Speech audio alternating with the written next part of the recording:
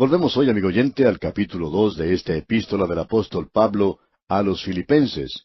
Y vamos a comenzar leyendo otra vez el versículo 5, que fue donde dejamos en nuestro programa anterior. Bueno, leímos el 6, pero vamos a volver ahora al versículo 5. Y allí dice: Haya pues en vosotros este sentir que hubo también en Cristo Jesús. Ahora, ¿qué clase de sentir era ese? Bueno, hoy vamos a ver los 7 pasos de su humillación. Y Él descendió, bajó y bajó a este mundo hasta llegar al lugar donde nosotros estamos. Usted y yo ni siquiera podemos concebir lo que era ese gran paso que Él tomó, el de dejar la gloria celestial para bajar aquí a esta tierra. Esto es algo que está más allá del entendimiento humano para poder llegar a comprenderlo y lo que el Señor Jesucristo hizo en realidad por nosotros. En las islas de Hawái, cerca de la ciudad de Honolulu, existe una zona que se llama Poli. Esta es una zona donde existen rocas escarpadas y muchos precipicios. No sabemos la profundidad de estos precipicios, pero imaginamos que tienen unos cientos de metros. Cuando uno mira hacia abajo en uno de esos precipicios, puede observar un campo de golf. Ahora, cierto hombre, contemplando desde esa altura el campo de golf, dijo: «¿Cómo me gustaría poder ir allá abajo y poder jugar un poco de golf?» Otro amigo que lo escuchó le dijo: «¿Sabes una cosa? No hay mucha distancia de aquí hasta allá abajo, pero el primer paso que tienes que dar es un paso bastante grande». Y así es, amigo oyente. Ese primer paso sería un paso bastante grande, de varios centenares de metros de profundidad. No creemos que uno sea capaz de jugar golf después de dar un paso así. Pero nuestro Señor Jesucristo descendió de la gloria que tenía allá en el cielo hasta que llegó aquí abajo en la tierra, y podemos apreciar en nuestra lectura del día de hoy estos 7 pasos que Él tomó. El versículo 6 nos menciona el primer paso que Él tomó, y allí nos dice: «El cual, siendo en forma de Dios, no estimó el ser igual a Dios como cosa a que aferrarse». Aquí tenemos algo sobre lo cual tratamos de hablar un poco brevemente en nuestro programa anterior, y queremos volver a mencionarlo para continuar con los 7 pasos de la humillación del Señor Jesucristo.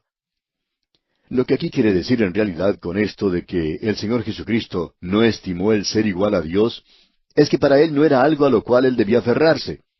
No había ningún peligro de que Él perdiera su lugar y su posición en la deidad a causa de alguna falta de parte suya o de la habilidad y ambición de algún rival. Él era Dios sin necesidad de realizar ningún esfuerzo. Él no realizó ese descenso del cielo a la tierra de mala gana o disgustado, y no se le oyó murmurar cosas como a veces se oye: «A mí no me gusta dejar el cielo». O tal vez: «Yo no quiero ir allá abajo, eso es algo que a mí no me gusta hacer». No, amigo oyente, Él no se aferraba a la posición que Él tenía. Él descendió a esta tierra gozosamente, y no existía ninguna clase de peligro de que Él pudiera perder su posición o de que Él dejara de ser Dios. Él no dijo: «Y tengo que tener cuidado con lo que digo ahora. No creo ser irreverente o irrespetuoso cuando digo lo siguiente, pero Él no se acercó a Dios el Padre y le susurró en un oído diciendo: «Por favor, ten cuidado y guarda mi lugar aquí, aquí a tu diestra. Ten cuidado con Gabriel, creo que él quiere ocupar mi lugar. Y cuando yo esté ausente de aquí por 33 años, quizá él trate de ocupar mi lugar. Es por eso que no tengo deseos de ir». Amigo oyente, Él no descendió de esa manera. No había peligro para que Él pudiera perder nada de lo que tenía. Él hizo eso gozosamente. Por el gozo puesto delante de Él, sufrió la cruz, menospreciando el oprobio. Él descendió hasta este mundo. Él no estaba aferrándose a esa posición que tenía. Tampoco fue algo que hizo por fuerza o por obligación. Porque de tal manera amó Dios al mundo, que ha dado a su Hijo unigénito, y eso fue como un regalo. Ahora, un regalo no es algo que se da a la fuerza. Si es así, pues ya no es un regalo. Él bajó aquí de su propia voluntad. Si no hubiera sido así, no hubiera sido un sacrificio, como bien podemos apreciar. Así es que Él bajó gozosamente a este mundo. Él dejó la gloria del cielo y descendió a esta tierra. Ahora, en el versículo 7 de este capítulo 2 de la Epístola a los Filipenses, tenemos el segundo paso. Se nos dice en el versículo 7, «Sino que se despojó a sí mismo, tomando forma de siervo, hecho semejante a los hombres. Esta palabra despojarse que tenemos aquí, y de aquí es de donde sale la teoría de conosis, es la palabra conao. Esto quiere decir que Él se vació a sí mismo. Ahora, siempre ha existido la pregunta, ¿de qué se vació a sí mismo? Había algunos que opinaban que algunas de las primeras herejías tenían que ver con que Él se vació a sí mismo de su deidad, que cuando Él bajó, la deidad bajó hacia Él cuando fue bautizado, y que le dejó otra vez cuando Él estuvo en la cruz. Bueno, aquí tenemos en este versículo muy claramente expresado que Él se vació a sí mismo de algo, pero que Él no se vació a sí mismo de su deidad. Aun cuando Él era un bebé, en los brazos de su madre María, Él era Dios 100%. En esa ocasión, Él era una criatura que dependía de su madre. Sin embargo, en ese mismo instante, Él podría haber destruido a todo este universo. ¿Por qué? Porque Él es Dios. Y Él era un 100% Dios en esa ocasión. No un 99,5%, sino más bien un 110%. En ningún momento Él dejó de ser Dios, aun cuando Él descendió como un niño para nacer en Belén. Se nos dice en este versículo que Él se vació a sí mismo. ¿De qué fue entonces que Él se vació a sí mismo? Estamos convencidos que Él se despojó a sí mismo de algo. Bueno, creemos que Él se despojó a sí mismo de la prerrogativa de su deidad. Cuando Él descendió a la ciudad de Belén en la época de Navidad, nosotros hacemos mucha alaraca del hecho de que había pastores y magos en esa ocasión. Por supuesto que ellos no llegaron allí hasta 2 años más tarde, pero esto parece no molestar a las celebraciones navideñas que nosotros tenemos. Y allí estaba el ángel Gabriel, y allí estaban las huestes celestiales, y nosotros pensamos que eso era algo fantástico. Bueno, amigo oyente, debemos decir que no estamos muy de acuerdo con eso. Él es Dios. ¿Sabía usted, amigo oyente, que en lugar de unos pocos ángeles y en lugar de unos pocos pastores presentes en ese lugar, ¿sabía usted que todo el universo tendría que haber estado allí? Cada criatura creada debería haber estado allí porque ellos tendrán que inclinarse ante Él algún día. Todos tendríamos que haber estado allí. César mismo tendría que haber estado allí. Todo el imperio romano tendría que haber estado allí. La religión tendría que haber estado allí. El templo tendría que haber estado vacío el día que Él nació, y todas las personas tendrían que haber dirigido sus pasos hacia la ciudad de Belén, ya que Él nació allí. Pero no fue así. Ahora, ¿por qué no los obligó Él a hacer eso? Porque Él dejó a un lado sus prerrogativas de deidad. Él no obligó a nadie a hacer nada. Él estaba dispuesto a ir y nacer en ese pesebre. Nosotros siempre representamos en la época navideña a ese pesebre como algo muy limpio. Pero no fue así, amigo oyente. Ese era un lugar bastante sucio, por cierto. Alguien puede decir quizá, bueno, ese era el mismo lugar donde dormía la gente. Estamos seguros que ellos estaban en una habitación próxima, amigo oyente. Pero debemos destacar que ese lugar no era muy limpio, ya que allí se encontraban todos los animales, y ese fue el lugar donde Él nació. Luego Él fue a la ciudad de Nazaret, una ciudad pequeña, vieja, miserable, y Él creció en ese lugar. Él era un carpintero desconocido, y sin embargo, más gente ha oído hablar de Él que de cualquier otra persona, con excepción de Abraham. Él ha sido una figura mundial, y creció trabajando en un pequeño taller de carpintería. Él dejó a un lado su prerrogativa de deidad. Él podría haber tenido la gloria Shekinah con Él todo el tiempo, pero no lo hizo. A Él se le representa siempre en cuadros con una aureola alrededor de su cabeza. Él no tenía una aureola sobre su cabeza, amigo oyente.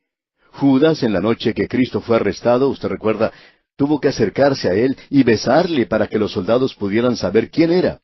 Él no se destacaba de esa forma entre los demás. Es una gran equivocación el pensar que Él iba de un lugar a otro con una aureola y con su cabeza por allá entre las nubes y siempre mirando hacia arriba.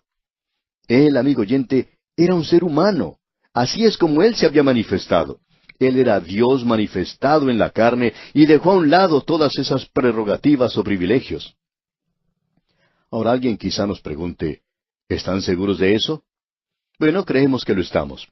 Cuando Cristo había finalizado su ministerio, y usted recuerda que Él se reunió con los suyos esa última noche, en la oración que Él tuvo en esa ocasión, Él expresó algunas cosas maravillosas.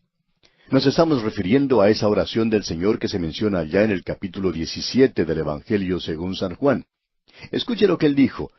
Una de las cosas que Él expresó en esa oración fue lo siguiente.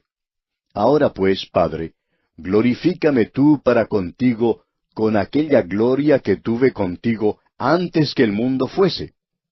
¿Ha notado eso, amigo oyente? Él dice, quiero la gloria que antes tenía. Él decía, quiero que esa gloria me sea restaurada. Aparentemente, él había dejado a un lado ese privilegio de la deidad, la vida de gloria. Eso se pudo apreciar en varias ocasiones, como usted ya bien sabe, y que por cierto tuvo después de su resurrección. Pero ahora él dice, cuando él estaba por regresar al cielo, glorifícame tú para contigo con aquella gloria que tuve contigo antes. Obviamente, él había dejado eso a un lado. Él no dejó a un lado su deidad. Jesucristo es el Señor, es el credo más antiguo de la iglesia primitiva. El señorío de Cristo es la esencia misma del cristianismo. Y el versículo 6 de este capítulo 2 de la epístola a los Filipenses y la primera parte del versículo 7 nos dicen, el cual, siendo en forma de Dios, no estimó el ser igual a Dios como cosa que aferrarse, sino que se despojó a sí mismo. Ahora el tercer paso dado por Cristo hacia abajo fue el siguiente. Tomando forma de siervo. Él vino a este mundo como siervo. Él era un carpintero. Nos suponemos que si usted hubiera vivido en la ciudad de Nazaret en aquel día, usted podría haber ido a él y decirle, Jesús, tengo algunas reparaciones que necesito hacer en mi casa. Se ha roto la puerta de mi casa y quisiera preguntarle si usted puede venir a arreglarla.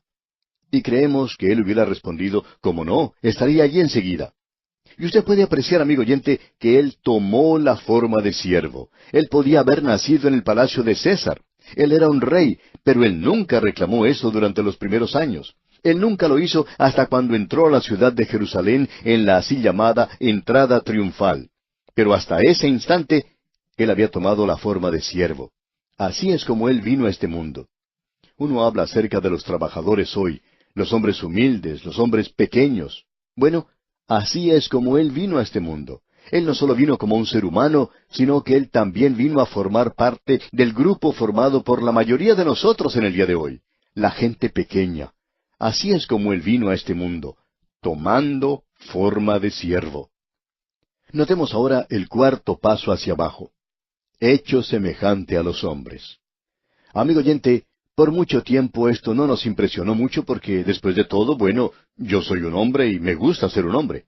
Opino que existe cierta dignidad de ser un ser humano que es maravillosa. El ser semejante a los hombres. ¿Cómo puede ser eso humillante?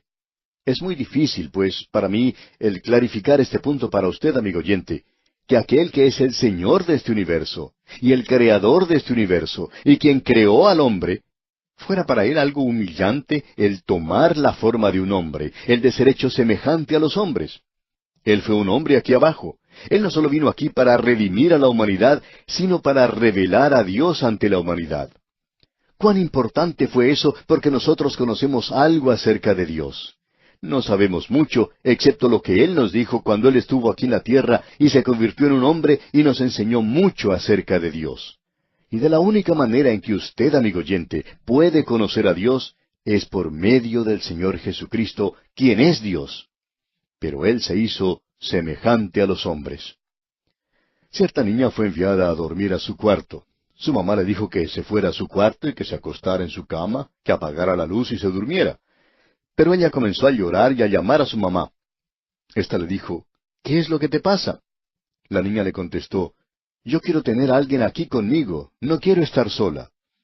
Y la madre le dijo, Dios está aquí contigo. Por un momento la niña se quedó callada, y luego dijo, pero mamá, quiero tener a alguien con un rostro. Y amigo oyente, el Señor Jesucristo es Dios con un rostro. Él dijo en cuanto a sí mismo, yo soy el agua de vida, yo soy el pan de vida. Bueno, yo conozco algo acerca del pan, y también sé algo acerca del agua, y ahora sé algo acerca de Él también. Él dice, yo soy la puerta. Ahora Él no solamente arreglaba puertas como carpintero que era, sino que Él era la puerta. Y también conozco algo acerca de puertas, ya que tengo puertas en mi propia casa. Y usted también conoce algo de puertas. Él dice, yo soy la vid verdadera, Y nosotros conocemos algo acerca de la vid. También conozco algo más. Él dice, yo soy la vida y yo soy el camino. Estas palabras nos dicen mucho acerca de Él y acerca de quién es Él. Él vino para revelarnos a Dios. Notemos lo que dice este versículo que estamos leyendo. Hecho semejante a los hombres. Y vuelvo a repetir que me gusta ser un hombre y que no puedo ver que esto sea algo humillante, el de llegar a ser un hombre. Pero fue eso para él, el tener que abandonar la gloria del cielo y convertirse en un hombre. Permítanos ilustrar esto de una manera bastante sencilla. Creemos que en todas partes existen las hormigas, que en algunas zonas, cuando llegue el invierno, parecería que las hormigas desaparecieran. Uno pensaría que están todas muertas debido al frío, pero a pesar de eso, las hormigas todavía siguen con vida, aunque no están tan activas como lo estaban durante el verano. Al observar a su alrededor durante el invierno, uno pensaría que no existe ninguna clase de hormigas. Pero de pronto, cuando cambia el tiempo, se aparecen por todas partes. Cuando uno menos lo piensa, aparecen las hormigas en el azúcar, en el pan, en el dulce, les gusta ir a donde está el agua, y la única forma de librarse de las hormigas es por medio de un exterminador de insectos. Ahora estas personas pueden llegar a su casa 1 o 2 veces por año, ponen insecticidas por todas partes, y entonces uno no ve ninguna clase de hormigas por la casa. Cuando algo así ocurre, quizá las hormigas se reúnen para realizar una asamblea, una reunión de protesta en cuanto al dueño de la casa. Posiblemente dicen, ese hombre que vive en esa casa no nos quiere a nosotros y a nosotros no nos gusta la forma en que él actúa. Está atacando nuestra libertad. Él nos está destruyendo. Quizá hasta se ponen a marchar de un lado a otro con carteles y van al frente de la casa. Quizá lo hagan, pero el dueño de la casa no se da cuenta de eso. Estamos seguros que ellas no tienen mucho interés en ese hombre porque está matando a sus compañeras. No hay ninguna duda en cuanto a eso. Pero quizá ese hombre en realidad no odia a las hormigas. Ese no es su problema.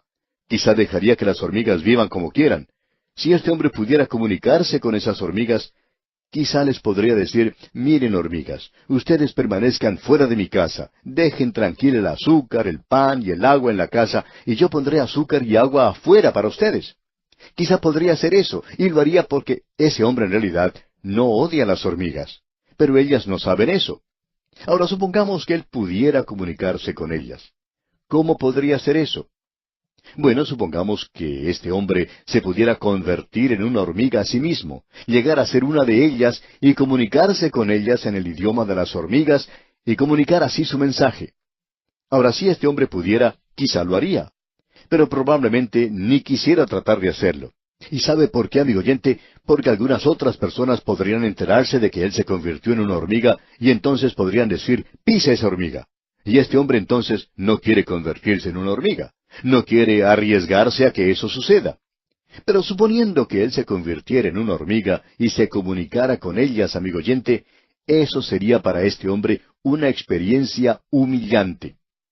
Pero, amigo oyente, el que este hombre haga eso y se convierta en una hormiga no es nada comparado con lo que el Señor Jesucristo hizo cuando Él dejó la gloria del cielo y vino aquí a este mundo y se convirtió en un hombre.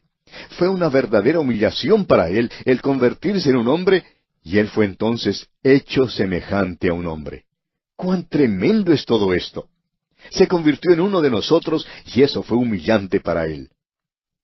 Ahora el quinto paso que tenemos es mencionado en la primera parte del versículo 8 de este capítulo 2 de la Epístola a los Efesios, donde dice, y estando en la condición de hombre, se humilló a sí mismo.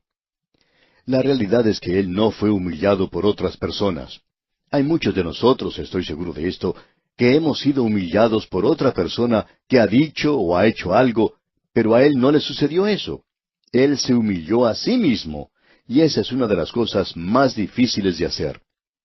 Amigo oyente, debemos decir que es muy difícil para nosotros el ocupar un lugar humilde. Sin embargo, el Señor Jesucristo hizo eso, haciéndose obediente hasta la muerte y muerte de cruz. Y veremos esto, Dios mediante, en nuestro próximo programa. Mientras tanto, les sugerimos leer y meditar en el resto de este capítulo 2 de la Epístola a los Filipenses y estar así preparado para obtener de este estudio el mayor provecho posible. Amigo oyente, en nuestro programa anterior dejamos nuestro estudio en el capítulo 2 de esta epístola a los Filipenses, y en este capítulo maravilloso tenemos la norma para el vivir cristiano. Y el Señor Jesucristo es esa norma. Haya pues, dice Pablo, en vosotros este sentir que hubo también en Cristo Jesús. Eso no lo hacemos por medio de una imitación, sino más bien por medio del impartimiento del sentir que hubo en el Señor Jesucristo. Después de todo, el fruto del Espíritu es amor, gozo, paz, paciencia, benignidad, bondad, fe. Y luego tenemos humildad. Y tenemos esta cosa maravillosa que caracterizó a nuestro Señor Jesucristo y que era la humildad. El mismo sentir de Cristo, o la misma manera de pensar de Cristo, que Él era una persona humilde, y vimos que en efecto Él había dejado la gloria que tenía en los cielos. Él era adorado como Dios por las huestes celestiales. Entonces, Él deja todo eso y viene a un mundo que rechaza a Cristo, a un lugar donde la gente lo deja a un lado. Ni siquiera le proveen un lugar para nacer. Pero Dios proveyó un pesebre y eso fue mucho mejor que ese mesón público, porque todo lo que eso era en realidad era simplemente una gran habitación donde cada persona se conseguía un lugarcito para dormir, y no hubiera sido un lugar muy bello para que el Señor Jesucristo naciera ante una multitud de personas observando. Opinamos que era mucho mejor el ser observado por esos animales que por la gente que se encontraba en ese lugar. Y también creemos que ese pesebre se convirtió en tierra santa, aun cuando era simplemente un pesebre. Vemos entonces que Él toma ese tremendo paso hacia abajo. Él descendió, Él se convirtió en hombre, y Él también se convirtió en un siervo. Él tomó la forma de siervo. En el versículo 1 del capítulo 11 de Isaías podemos leer, «Saldrá una vara del tronco de Isaí, y un vástago retoñará de sus raíces». Por mucho tiempo nos habíamos preguntado, ¿por qué Isaías no dijo que saldrá una vara del tronco de David en lugar de Isaí? Pues bien, permítanos explicarle por qué, amigo oyente. La razón es que cuando el Señor Jesucristo nació, María, quien era del linaje de David, y José, quien también era del linaje de David, pero por otro lado ambos eran campesinos, rústicos. Eso era todo lo que ellos eran, simplemente humildes campesinos, personas desconocidas que vivían en ese pequeño, miserable lugar gentil llamado Nazaret. Allí es donde nació el Señor Jesucristo. Él tomó la forma de siervo. Ahora, ¿no pertenece él al linaje de David? Claro que sí. Pero lo interesante es que David fue ungido rey cuando su padre Isaí no era rey. Él era un campesino en Belén. El padre de David era una persona que criaba ovejas, usted recuerda, y eso es todo lo que él era. No hay nada de malo en eso, aparte de que él no era rey. Así es entonces que esta vara sale de Isaí. Este linaje proviene ahora del lugar de un campesino. Y nuestro Señor vino como siervo. Él tomó un lugar humilde. Él descendió completamente, y se nos dice en la primera parte del versículo 8, y estando en la condición de hombre, se humilló a sí mismo. Ahora, cuando aquí dice que se humilló a sí mismo, quiere decir que no hubo otra persona que lo humilló a él. Muchos de nosotros, estoy seguro, hemos sido humillados por otra persona o por un incidente. En cierta ocasión se estaba realizando una conferencia y allí era costumbre que todos los oradores durante la semana se sentaran en la plataforma todas las noches para el servicio vespertino. No importaba quién tenía que predicar esa noche. Era algo así como, si tú me escuchas a mí, yo te escucharé a ti. Al comenzar la reunión, todos los oradores marchaban hacia la plataforma de una manera muy digna y ordenada, que era más o menos un ritual.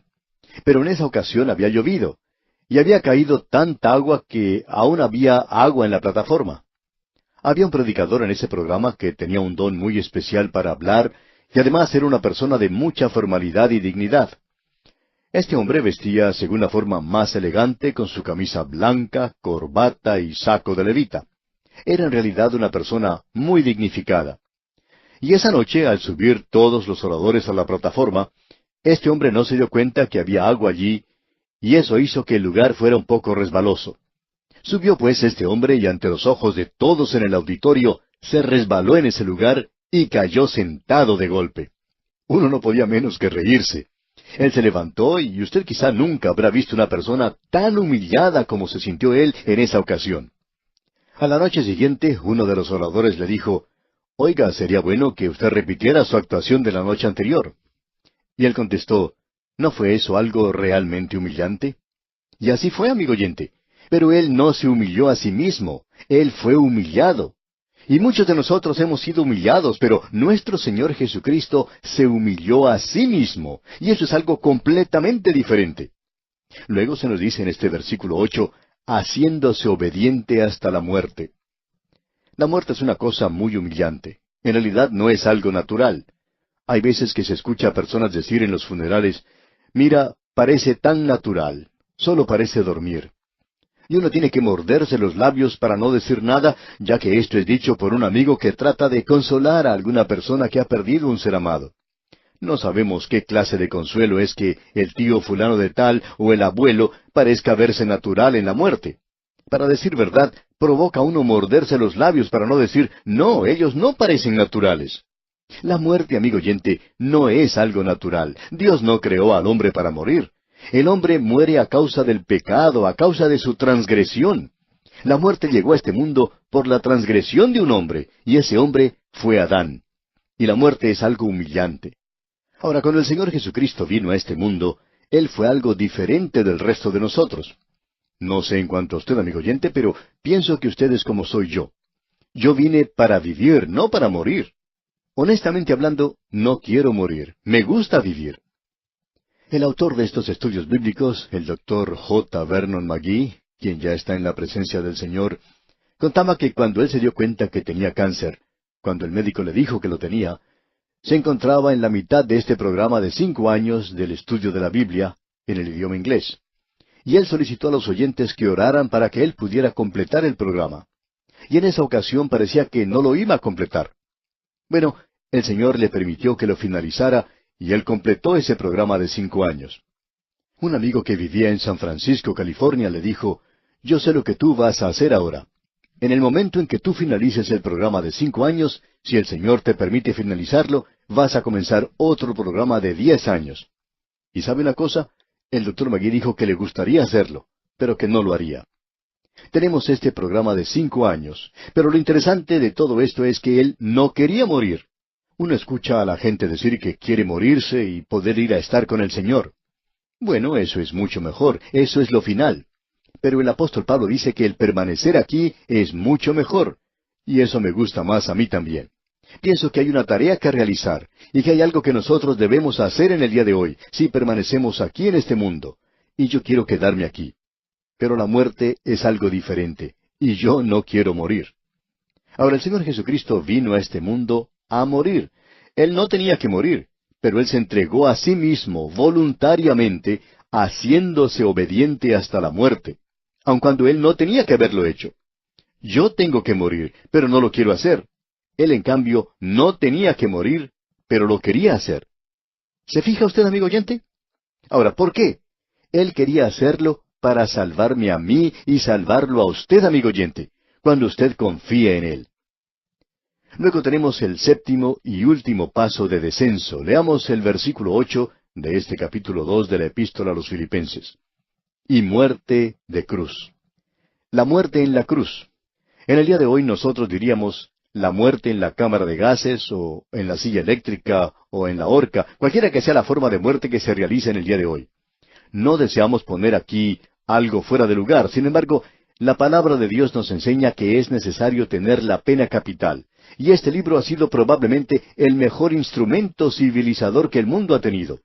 Y cuando cualquier persona declara en el día de hoy que la pena capital es algo incivilizado, aparentemente no saben que es el cimiento mismo de la civilización. Y eso es la palabra de Dios. Y amigo oyente, si nosotros no colocamos la pena capital donde corresponde, vamos a descubrir que muchos de nosotros no nos atreveremos a salir de nuestros hogares cuando se pone oscuro. No habrá seguridad fuera de nuestros hogares. No podremos caminar por las calles, ni aun siquiera durante la luz del día. Eso es una realidad en algunos lugares en el día de hoy. Debemos decir, amigo oyente, que no somos tan civilizados como nos gusta pensar que somos. Dios no proveyó la pena capital porque sea algo incivilizado. Él proveyó la pena capital porque el hombre es pecador, y el hombre de hoy es completamente depravado. Esa es su condición y no interesa quién sea el hombre. La única forma de poder librarnos de un quebrantamiento moral total es por medio de un avivamiento. Y si eso no sucede, entonces estamos perdidos. El Señor Jesucristo, pues, descendió y murió en la cruz. Eso fue lo más bajo que le podía suceder. Él descendió de la gloria más alta, más elevada, al lugar más bajo de humillación. ¿Y por qué lo hizo? Pues bien, regresemos a nuestra palabra clave. Otros, no mirando cada uno por lo suyo propio, sino cada cual también por lo de los otros. Él dejó su gloria en el cielo y descendió a esta tierra. Se convirtió en un hombre por los hombres, por usted y por mí. Y gracias a Dios por eso, amigo oyente. Ese es el sentir de Cristo. El sentir de Dios es el de glorificar a Cristo. Y comenzando con el versículo 9, tenemos los pasos hacia arriba, los pasos ascendentes. Ya hemos tenido 7 pasos descendentes, hacia abajo. Ahora vamos a ver los 7 pasos hacia arriba. Podemos darnos cuenta entonces que el sentir de Dios es la exaltación de Jesús. Y aquí tenemos los 7 pasos, comenzando con la primera parte del versículo 9, que dice, por lo cual Dios también le exaltó hasta lo sumo. Ese es el propósito supremo de Dios el Padre en este universo en el día de hoy. Que Jesucristo sea glorificado en el universo que Él creó, y que Él sea glorificado en la tierra donde vive el hombre, donde el hombre se rebeló contra Dios. Lo que hace que este pequeño mundo tenga significado e importancia es la muerte de Cristo aquí en este lugar. No hay ninguna otra cosa. Cuando escuchamos a un astrónomo que dice en el día de hoy, nosotros somos una pequeña partícula en el espacio, y si este pequeño universo en el cual vivimos fuera borrado, no haría ninguna diferencia al resto. Y así sería, amigo oyente, es completamente cierto. Alguien ha dicho que el hombre es una enfermedad en la epidermis de un planeta menor. Eso es lo que somos. Pero, amigo oyente, lo que le ha dado dignidad al hombre y ha causado que él pueda mirar a los cielos y cantar la doxología es el hecho de que Jesucristo vino y murió en la cruz por nosotros. Ahora el versículo 9 confirma la aprobación del Padre por la obra de Cristo a nuestro favor. Leamos. Por lo cual Dios también le exaltó hasta lo sumo. Tenemos ahora el segundo paso de este reconocimiento divino. Y le dio un nombre que es sobre todo nombre. Y la próxima ocasión en que tomemos su nombre en vano, pensemos seriamente en esto. No hace mucho tiempo explotó una bomba en un avión en el aire. El piloto, gracias a lo que se califica como un milagro, fue capaz de aterrizar con su avión, y se dice que cuando él logró realizar eso, solamente decía Jesucristo, Jesucristo. No sabemos cómo lo dijo. Lo podía haber dicho como algo profano. Que Dios tenga misericordia de él si lo hizo de esa forma, o quizá él pudo haberlo dicho como una oración. El nombre de Jesucristo tiene que ser exaltado sobre todo otro nombre. Usted puede tomar los nombres de cualquier hombre destacado de este mundo. Usted puede tomar los ángeles de la gloria, y aún así habrá un nombre que es sobre todo nombre, y ese es el nombre de Jesucristo. Notemos ahora el tercer paso que se menciona aquí, en la primera parte del versículo 10. Para que en el nombre de Jesús se doble toda rodilla. En su nombre se debe doblar toda rodilla, y eso incluye todo. Ese es el tercer paso. El cuarto es, de los que están en los cielos. Y el quinto es, y en la tierra. Y el sexto es, y debajo de la tierra. Hay algunas personas que han tomado esta cláusula aquí diciendo que quiere decir que todos serán reconciliados con Dios algún día, aun los que están en el infierno. Permítanos decirle, amigo oyente, que eso no es lo que nos enseña la palabra de Dios. Cada lugar tendrá que reconocer quién es el Señor Jesucristo. Aún en el infierno, los que se encuentran allí tendrán que reconocer eso. Y digamos de paso que pensamos que eso contribuirá en parte a su castigo. Usted se puede imaginar a aquellos que han tomado su nombre en vano y le han odiado, le han despreciado, que en realidad escupieron sobre él en esta tierra, y ahora tienen que reconocer su señorío. Y pensamos que eso es lo que tendrán que hacer, pero ellos no van a ser reconciliados con Dios, porque usted puede ver que la epístola a los Colosenses dice en el primer capítulo, versículo 20, y por medio de él, reconciliar consigo todas las cosas. Todas las cosas. ¿Quiere decir eso los que están debajo de la tierra? Ah, no, amigo oyente. Así las que están en la tierra, como las que están en los cielos, haciendo la paz mediante la sangre de su cruz. No se menciona aquí las cosas que están debajo de la tierra. No, amigo oyente, el infierno no es reconciliado con Él, pero el infierno tendrá que reconocer quién es Él. Dios ha determinado eso. Aun aquellos que han rechazado a Cristo tendrán que estar ante Él algún día y reconocer quién es Él. Eso es algo muy importante y tremendo que tenemos ante nosotros. Notemos ahora que cada rodilla tendrá que doblarse ante Él. Luego se nos dice en el versículo 11, y toda lengua confiese que Jesucristo es el Señor para gloria de Dios Padre. Eso no quiere decir que le confesarán a Él como Salvador. Usted le confiesa a Él como Salvador aquí, mientras vive. Pero usted tendrá que confesarle a Él como Señor allá. Esto es interesante, ¿no le parece? Aún en el infierno, ellos tendrán que reconocer el señorío de Jesucristo. Y permítanos decir esto, y lo decimos con mucho cuidado. Nosotros debemos tener mucho cuidado en el día de hoy en cuanto a llamarle a Él nuestro Señor, si Él no es nuestro Señor en realidad. Usted recuerda que Él dijo en cierta ocasión que habrá muchos en aquel día que le dirán, Señor, Señor. Le llamaban a Él Señor, y ellos realizaron milagros en su nombre. Pero Él les dirá, nunca os conocí. Amigo oyente, mejor es que usted le conozca a Él como su Salvador antes de ir hoy de un lugar a otro hablando acerca de que Él es su Señor. Asegúrese de que Él es su Salvador, y luego si Él es su Salvador, entonces usted puede inclinarse, arrodillarse ante Él, y puede llegar a ser una persona que le obedece. No me gusta escuchar a personas que cantan, «Oh, qué amigo nos es Cristo». Por cierto que nosotros tenemos un amigo en Él, pero Él dice, «Vosotros sois mis amigos si hacéis lo que yo os mando». ¿Está usted, amigo oyente, haciendo lo que Él manda? Entonces, si no lo está haciendo, no le llame a Él su amigo. Él dice, «Usted es mi amigo si hace lo que yo le mando». Amigo oyente, hoy aún en el infierno ellos van a tener que arrodillarse y reconocer quién es Él. Pero ellos no podrán ya reclamarle a Él como su propio Salvador, porque ellos le despreciaron y rechazaron cuando estuvieron aquí en esta tierra, y perdieron así su oportunidad. Nos encontramos hoy, amigo oyente, en el segundo capítulo de esta epístola del apóstol Pablo a los Filipenses, y vamos a comenzar hoy leyendo el versículo 12. Y hemos visto que la norma para el vivir cristiano se nos menciona aquí como lo siguiente. Haya pues en vosotros este sentir que hubo también en Cristo Jesús. Ahora, ese sentir es algo que usted no puede imitar. Nunca seremos como Él imitándole. Esto es algo que es solamente impartido, y eso quiere decir que el Espíritu de Dios debe hacerlo, porque lo que caracterizó la vida de nuestro Señor Jesucristo fue la humillación. Dice aquí que se humilló a sí mismo. Él vino a esta tierra y tomó nuestro lugar. Usted y yo no podemos imitarle a Él, pero el Espíritu de Dios puede producir en nosotros el fruto del Espíritu.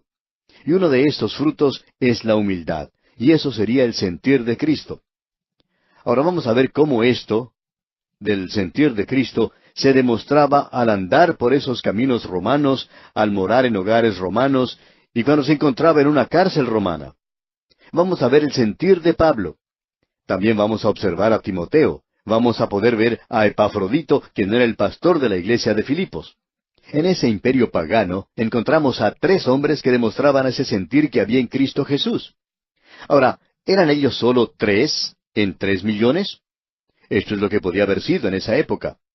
Pero para cuando uno llega a los 100 años después de Cristo, eso había sido multiplicado muchas veces.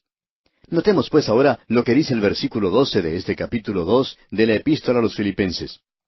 Por tanto, amados míos, como siempre habéis obedecido, no como en mi presencia solamente, sino mucho más ahora en mi ausencia, ocupaos en vuestra salvación con temor y temblor. Ahora esta palabra salvación es utilizada aquí en un sentido general. Lo que el apóstol Pablo está diciendo aquí es que ellos deben resolver sus problemas que tenían en la iglesia. Se tenían que ocupar de su propia vida cristiana. Él no se encuentra allí para ayudarles y no está seguro que los podrá volver a ver otra vez. Él se encuentra en una prisión romana. Así es que Pablo les dice a ellos de una manera maravillosa, ocupaos en vuestra salvación con temor y temblor. Una niña se encontraba en la iglesia con su madre y el predicador leyó este versículo que acabamos de ver, y al leerlo, la pequeña se vuelve a su madre y de una manera muy callada le dice, «Mamá, Uno no puede ocuparse en su salvación a no ser que la salvación se haya ocupado de uno antes, ¿verdad?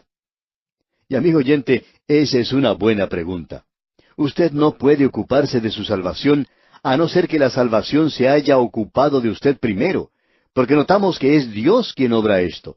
El versículo 13 dice, porque Dios es el que en vosotros produce así el querer como el hacer por su buena voluntad. Así que es Dios quien produce esto de la salvación. Él es quien le ha salvado, y Él le ha salvado a usted por medio de la fe. La fe más nada es igual a salvación.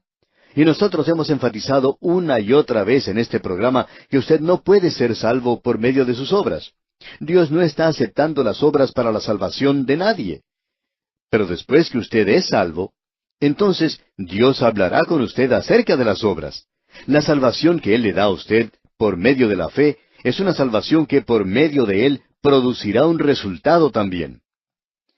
Fue Calvino quien dijo, la fe sola salva, pero la fe que salva no está sola. Y el apóstol Santiago en el capítulo 2, en la segunda parte del versículo 18, dijo, muéstrame tu fe sin tus obras, y yo te mostraré mi fe por mis obras. Usted se da cuenta, amigo oyente, que solo Dios puede ver el corazón. Él conoce cuál es su verdadera condición, y Él conoce cuál es mi verdadera condición. Él sabe si yo tengo fe que salva, o si usted tiene una fe que salva. Pero, amigo oyente, su prójimo no puede ver esa fe que salva, pero puede observar muy bien las obras de la fe, el producto de esa fe. No nos estamos refiriendo a las obras de la ley. Santiago ni siquiera se está refiriendo a eso tampoco. Él está hablando acerca de las obras de la fe y de la fe que salva. Él dice que esa fe se demostrará de tal manera que su prójimo se dará cuenta que usted es diferente, que usted es un creyente. No es necesario que usted lleve un cartel que indique que lo es. Sus obras demostrarán, ese será el resultado de la fe que le ha salvado. En una ocasión anterior hicimos la siguiente declaración. Si usted es arrestado por ser creyente, ¿habrá la suficiente evidencia como para condenarle? Esa es una buena pregunta, amigo oyente. Ahora Pablo está hablando aquí de una fe que se va a demostrar en las vidas de los filipenses. Luego dice en el versículo 14, haced todo sin murmuraciones y contiendas. Usted no debe aceptar ningún cargo en la iglesia o enseñar una clase de escuela dominical si se va a quejar de hacer ese trabajo. Eso arruina más obras cristianas que cualquier otra cosa en el presente. Y el versículo 15 continúa, para que seáis irreprensibles y sencillos, hijos de Dios sin mancha, en medio de una generación maligna y perversa, en medio de la cual resplandecéis como luminares en el mundo. Debemos ser como una luz. El Señor Jesucristo dijo que nosotros somos la luz del mundo. Usted y yo podemos mirar durante la noche y ver las estrellas. Dios mira hacia abajo, hacia este mundo, y lo ve espiritualmente oscuro, y Él puede ver estrellas, aquellos que son suyos, que se encuentran aquí y que son la luz del mundo. Luego el apóstol Pablo sigue diciendo, asidos de la palabra de vida. No solo la luz, sino que la vida y la luz están relacionadas. Y en el versículo 16 él dice, asidos de la palabra de vida, para que en el día de Cristo yo pueda gloriarme de que no he corrido en vano, ni en vano he trabajado. Ahora Pablo está diciendo aquí, yo me regocijo cuando escucho que vuestra fe se ha manifestado en buenas obras. Luego tenemos en el versículo 17 lo siguiente, y aunque se ha derramado en libación sobre el sacrificio y servicio de vuestra fe, me gozo y regocijo con todos vosotros. Aquí tenemos uno de los versículos más maravillosos que en nuestra opinión usted puede encontrar en toda la palabra de Dios. Aquí tenemos un versículo maravilloso de lo que la vida cristiana debería ser. El apóstol Pablo se está refiriendo aquí a un holocausto que es mencionado en el Antiguo Testamento y era uno de los primeros sacrificios. El holocausto y la libación eran los primeros sacrificios de los cuales usted puede encontrar mención. Allá en el capítulo 35, versículo 14 del libro de Génesis, encontramos que cuando Jacob regresó a Betel, hizo lo siguiente. Y Jacob erigió una señal en el lugar donde había hablado con él, una señal de piedra, y derramó sobre ella libación, y echó sobre ella aceite. La libación, pues, era una ofrenda que siempre se derramaba sobre otro sacrificio. Así es que cuando uno más adelante lea acerca de las ofrendas, en la primera parte de Levítico, la ofrenda de libación ni siquiera es mencionada. No hay ninguna mención sobre ella. Pero más adelante, en el mismo libro de Levítico, se encuentra una mención de la libación. Como ya hemos dicho, era una ofrenda que se derramaba sobre otro sacrificio. Y vemos lo que allá en el capítulo 23 de Levítico, versículo 13, dice: Su ofrenda será 2/10 de efa de flor de harina amasada con aceite, ofrenda encendida a Jehová en olor gratísimo, y su libación será de vino 1/4 parte de un hin. Como podemos apreciar, pues, la libación se derramaba sobre la ofrenda encendida, la ofrenda de la gavilla. ¿Qué le ocurre a una ofrenda de libación? Pues al arrojarla sobre el fuego se transformaba en vapor. Eso es exactamente lo que ocurría. La ofrenda de libación nunca se utilizaba en el sentido de ser consumida. Aparentemente nunca fue así. Siempre fue derramada, y cuando era derramada sobre otra ofrenda como esta, simplemente se convertía en vapor.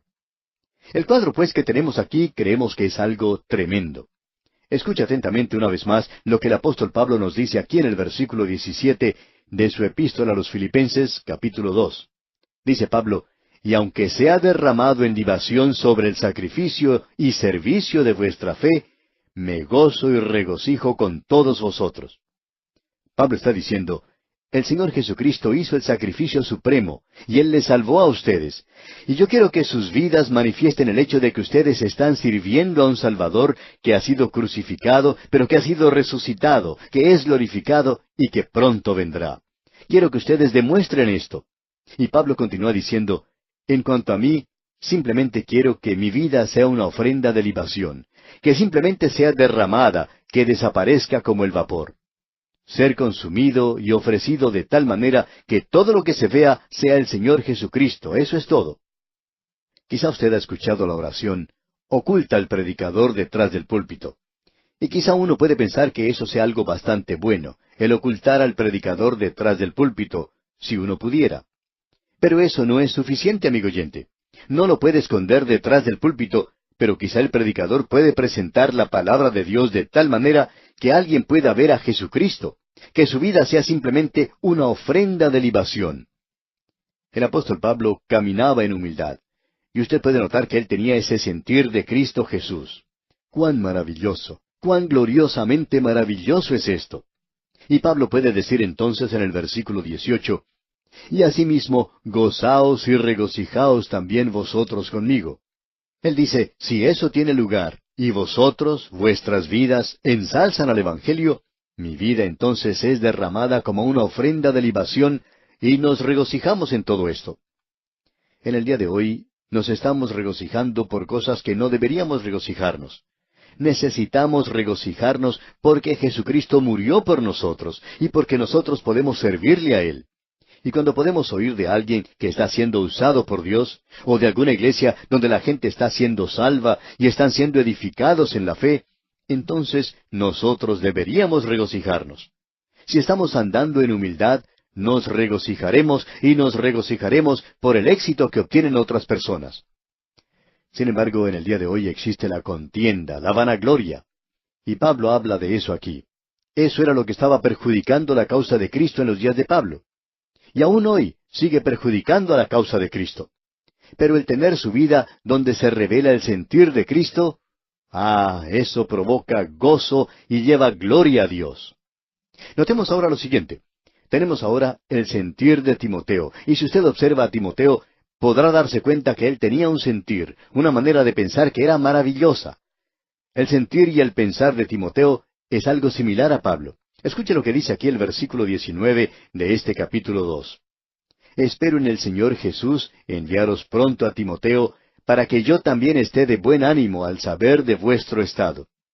O sea que Pablo dice: voy a enviarles a mi hijo espiritual para que él los visite, a Timoteo. Tengo mucha confianza en él. Y continúa en el versículo 20, pues a ninguno tengo del mismo ánimo y que tan sinceramente se interese por vosotros. O quien en realidad está interesado en ver la condición en la cual se encuentran ustedes. Aquí tenemos una palabra maravillosa, subsocon, que significa del mismo ánimo. No hay ninguno, no hay nadie del mismo ánimo. Como podemos apreciar, Timoteo tenía el mismo ánimo que el apóstol Pablo. ¿Y qué clase de sentir tenía Pablo? Bueno, en humildad. Él tenía el sentir de Cristo. Ahora se nos dice que Timoteo tiene el mismo ánimo que el apóstol Pablo. ¿Se da cuenta usted, amigo oyente, que cuando dos hombres tienen el mismo sentir de Cristo, ellos van a estar juntos?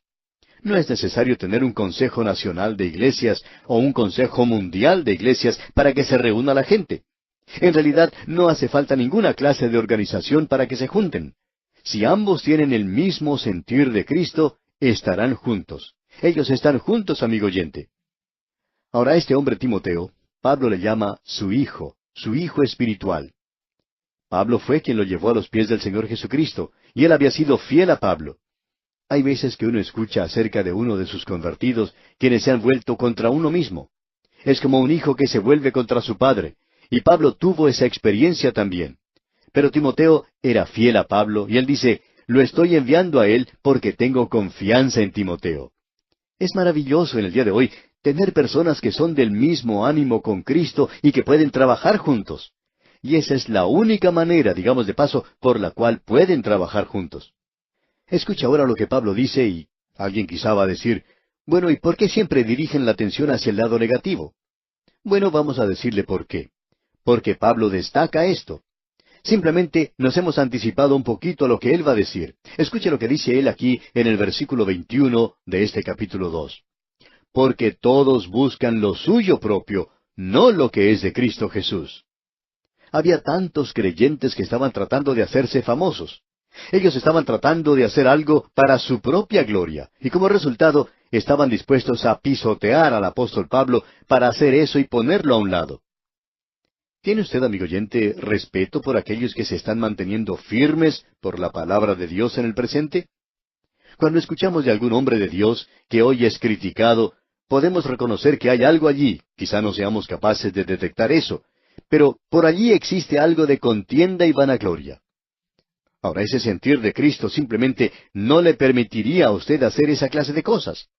Y el apóstol Pablo dice aquí, yo no puedo confiarme en estas otras personas. Y en el versículo 21 y la primera parte del 22 dice, porque todos buscan lo suyo propio, no lo que es de Cristo Jesús. Pero ya conocéis los méritos de él. Y este joven Timoteo ya había probado ante el apóstol Pablo su valor y utilidad. Y en el versículo 22 destaca, pero ya conocéis los méritos de él, que como hijo a padre ha servido conmigo en el Evangelio. ¿No es eso maravilloso, amigo oyente? Cuán maravilloso es cuando nosotros tenemos ese sentir de Cristo. Estamos juntos, usted y yo, muy juntos. No importa que existan diferencias raciales, todos somos hermanos. Amigo oyente, nosotros estamos juntos si tenemos el mismo sentir de Cristo. Uno no puede tener una mejor unidad que esa. Cuando alguien tiene ese sentir de Cristo y usted tiene ese mismo sentir de Cristo, entonces están juntos. Ustedes están juntos aunque estén separados por miles de kilómetros de distancia. Nada puede unirlos como eso. Amigo oyente, esa es la razón por la cual cuando un joven se encuentra con una señorita y ambos son creyentes y se enamoran el uno del otro, amigo oyente, ellos tienen una unidad que usted no puede tener simplemente por medio de un matrimonio sexual. Esto es algo simplemente físico y se puede obtener en cualquier parte. Pero cuando usted tiene el mismo sentir, el hombre y la mujer, ellos están verdaderamente unidos. Uno no puede tener algo mejor que eso. No existe una ceremonia humana que pueda unirlo a uno más que eso. Esto es algo realmente glorioso, maravilloso. Y luego el apóstol Pablo continúa diciendo en el versículo 23, así que a éste espero enviaros, luego que yo vea cómo van mis asuntos. Pablo les está diciendo aquí que él quiere enviarles un informe de lo que le va a ocurrir a él en la prisión. Él dice, quiero que Timoteo sea quien les lleve a ustedes ese mensaje. Pero Pablo continúa diciendo algo más aquí en el versículo 24. Escuche usted. Y confío en el Señor que yo también iré pronto a vosotros. El apóstol Pablo tenía la esperanza que él iba a ser liberado de la prisión. La tradición dice que así fue, y que él salió de ese lugar por un breve período hasta que Nerón comenzó a perseguir a todos los cristianos, y naturalmente Pablo, siendo su líder, fue arrestado y ejecutado. Ahora tenemos el sentir de Epafrodito. Este hombre tiene el sentir de Cristo, y él tiene el mismo ánimo que Pablo y Timoteo. Él tiene el sentir de Cristo y están todos juntos, todos unidos y hermanos en el Señor, sirviendo al Señor. Notemos lo que dice el versículo 25. Mas tuve por necesario enviaros a Epafrodito, mi hermano y colaborador y compañero de milicia, vuestro mensajero y ministrador de mis necesidades. Epafrodito. ¿Quién es él? Bueno, él era el pastor de la iglesia en Filipos. Mi hermano, dice el apóstol Pablo. Epafrodito no sentía ninguna clase de envidia por este hombre Pablo. Pablo había fundado la iglesia, él tenía un gran ministerio allí, y Epafrodito no tiene ninguna clase de envidia de él. Y Pablo ama a Epafrodito porque él tiene el mismo sentir de Cristo y puede confiar en él. Él es mi hermano, él es mi colaborador y compañero de milicia. Él lucha junto conmigo. Él no me ataca por la espalda cuando yo estoy en otra parte. Él no sale con mis enemigos. Él es mi compañero de milicia. Él se mantiene firme junto a mí, hombro a hombro, firme por la fe. Vuestro mensajero y ministrador de mis necesidades. Escuche lo que Pablo dice aquí en el versículo 26. Porque él tenía gran deseo de veros a todos vosotros, y gravemente se angustió porque habíais oído que había enfermado. Pablo siempre tiene algo bueno que decir en cuanto a un predicador como este, y es bueno poder apreciar esto. Pablo toma a este hombre, lo pone junto a él como su hermano, su compañero, y le dice a la iglesia de Filipos, él tenía gran deseo de veros. Él había enfermado, casi a punto de morir. Y vamos a tener que esperar hasta nuestro próximo programa, amigo oyente, para ver algo que es muy destacado. ¿Sabía usted que el apóstol Pablo tenía un hospital en sus manos, aun cuando se encontraba en la prisión? Bueno, vamos a ver esto, Dios mediante, en nuestro próximo programa. Amigo oyente, en el capítulo 2 de esta epístola a los Filipenses que estamos estudiando, hemos estado observando la norma del vivir cristiano. Esa norma, como hemos visto, no es una imitación, sino más bien el impartimiento del sentir de Cristo. Dijo Pablo, haya pues en vosotros este sentir que hubo también en Cristo Jesús. Es decir, que debemos permitir que el Espíritu Santo produzca en nosotros el fruto del Espíritu. Ese fruto es amor, gozo, paz. También es benignidad y humildad. Eso es algo que ha caracterizado a nuestro Señor Jesucristo, la humildad. Y ese fue su sentir cuando Él se humilló a sí mismo, haciéndose obediente hasta la muerte y muerte de cruz. Ahora, el sentir de Dios es el de exaltar a Cristo. Y por tanto, hay dos cosas que deben caracterizar al creyente hoy. Y Juan el Bautista lo expresa de la siguiente manera. Es necesario que Él crezca, pero que yo mengüe. Y si eso no está sucediendo en su vida, amigo oyente, entonces usted no está viviendo por Cristo. Usted no está viviendo la vida cristiana. No interesa quién sea usted. Usted puede ser un predicador. Uno puede ser un maestro de la escuela dominical. Usted puede ser un diácono en su iglesia. Pero créanos, amigo oyente, hay muchos diáconos hoy que necesitan dejar que Cristo crezca y que ellos mengüen. Lo cierto es que será mucho mejor para aquellos que nos rodean hoy si estas personas ven menos de nosotros y mucho más de Cristo. Vimos en nuestro programa anterior que Pablo tenía ese sentir de Cristo. Él quería que su vida fuese una ofrenda de libación, es decir, derramada sobre el sacrificio de Cristo. Pablo deseaba una cosa, que Cristo fuese exaltado y que Él fuera como esa ofrenda de libación derramada sobre un sacrificio incandescente que se convertía en vapor. Pablo dijo, yo quiero que mi vida sea así, que se evapore, que se consuma, dada por Cristo. Luego vimos también a Timoteo, un hombre joven, caminando por el imperio romano y quien también tenía el mismo sentir con Pablo. Así que él tenía también el sentir de Cristo. Y llegamos hoy a observar a Epafrodito. Él era un pastor en la iglesia de Filipos. Él fue quien le llevó el mensaje a Pablo y quien va a regresar ahora. Pablo tiene algo bueno que decir en cuanto a él. Pablo siempre estaba diciendo alguna cosa buena. Le gustaba decir alguna frase de afecto o de cortesía dirigida al pastor de la iglesia local, es decir, si eso se podía decir. Pablo no era un hipócrita en este asunto, y él no iba de un lugar a otro dando palmaditas en la espalda ni nada de eso. Pero cuando un hombre estaba firme por Dios, Pablo se ponía junto a él, por supuesto. Vemos aquí, pues, que él se identifica con Epafrodito. Él lo llama mi hermano y colaborador y compañero de milicia. Y notemos ahora lo que Pablo dice en los versículos 25 y 26 de este capítulo 2 de la Epístola a los Filipenses. Mas tuve por necesario enviaros a Epafrodito, mi hermano y colaborador y compañero de milicia, vuestro mensajero y ministrador de mis necesidades, porque él tenía gran deseo de veros a todos vosotros, y gravemente se angustió porque habíais oído que había enfermado. Mi hermano y colaborador y compañero de milicia. Pablo se ponía hombro a hombro con este hombre, y este hombre se ponía también hombro a hombro con Pablo. Y Pablo menciona aquí que había enfermado. Esto aquí nos hace sonreír un poco. Podemos apreciar que este hombre Epafrodito se había enfermado, y los miembros de la iglesia en Filipos se habían enterado de que su pastor se había enfermado. Él deseaba estar con ellos, y existe la posibilidad de que él extrañaba mucho su hogar. Cuando él se enteró que la iglesia en Filipos estaba muy triste debido a él, porque él estaba enfermo, él tuvo una recaída, porque él se angustiaba que ellos a la vez se angustiaran a causa de su enfermedad. Ahora esto parece ser un círculo vicioso, pero debemos decir que es un buen círculo vicioso porque esto nos revela la maravillosa iglesia que existía en Filipos. Uno siempre puede juzgar, según creemos, a la iglesia por la relación y actitud que existe hacia el pastor que predica y enseña la palabra de Dios. Al visitar uno a la iglesia, puede que alguien, un diácono u otra persona venga y le diga, aquí tenemos a un joven que es muy bueno. Él está predicando y enseñando la palabra de Dios. Y amigo oyente, cuando uno escucha algo así, uno se siente muy bien. Y luego, cuando algún diácono viene y nos dice, mire, ¿podemos hacer algo para librarnos de una persona como esta? Él es una persona muy obstinada, muy dogmática, siempre quiere hacer las cosas a su manera. A lo cual uno puede preguntar, bueno, ¿está predicando este hombre y enseñando la palabra de Dios? Y quizá él responda, sí, él hace eso, pero siempre hemos tenido eso. Bueno, amigo oyente, él no ha tenido ningún resultado sobre este hombre, de eso estamos seguros.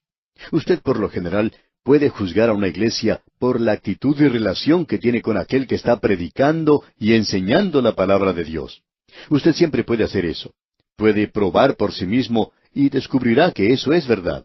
Y cuando una iglesia comienza a rechazar al que está predicando y enseñando la palabra de Dios, esa iglesia está encaminada a su propia ruina. Y ese es el tañido fúnebre que se puede escuchar en muchas iglesias del presente. Usted se da cuenta, amigo oyente, que el diablo ha sido muy inteligente. Él no está atacando directamente la palabra de Dios. Nosotros ya hemos abandonado el presentar sermones apologéticos. La Biblia no necesita que nadie la defienda. El Espíritu de Dios se encarga de eso. En realidad, fue Pablo quien dijo, porque nada podéis hacer contra la verdad. Debe dejar que el enemigo siga martillando y nosotros continuemos martillando, presentando la palabra de Dios y no necesitamos defender la Biblia. Así es que el diablo hoy no ataca a la Biblia. Él ataca al hombre que está enseñando y predicando la palabra de Dios. Y usted puede darse cuenta de esta situación visitando muchas iglesias en la actualidad. Pero volviendo a nuestro texto, vemos que este hombre Epafrodito, el pastor de la iglesia de Filipos, tiene una relación maravillosa con su iglesia. Y esto nos habla muy bien de la iglesia de Filipos. Ya hemos visto que era una iglesia maravillosa. Esta gente también amaba a Pablo. Y Pablo continúa diciendo en el versículo 27, pues en verdad estuvo enfermo, a punto de morir, pero Dios tuvo misericordia de él, y no solamente de él, sino también de mí, para que yo no tuviese tristeza sobre tristeza.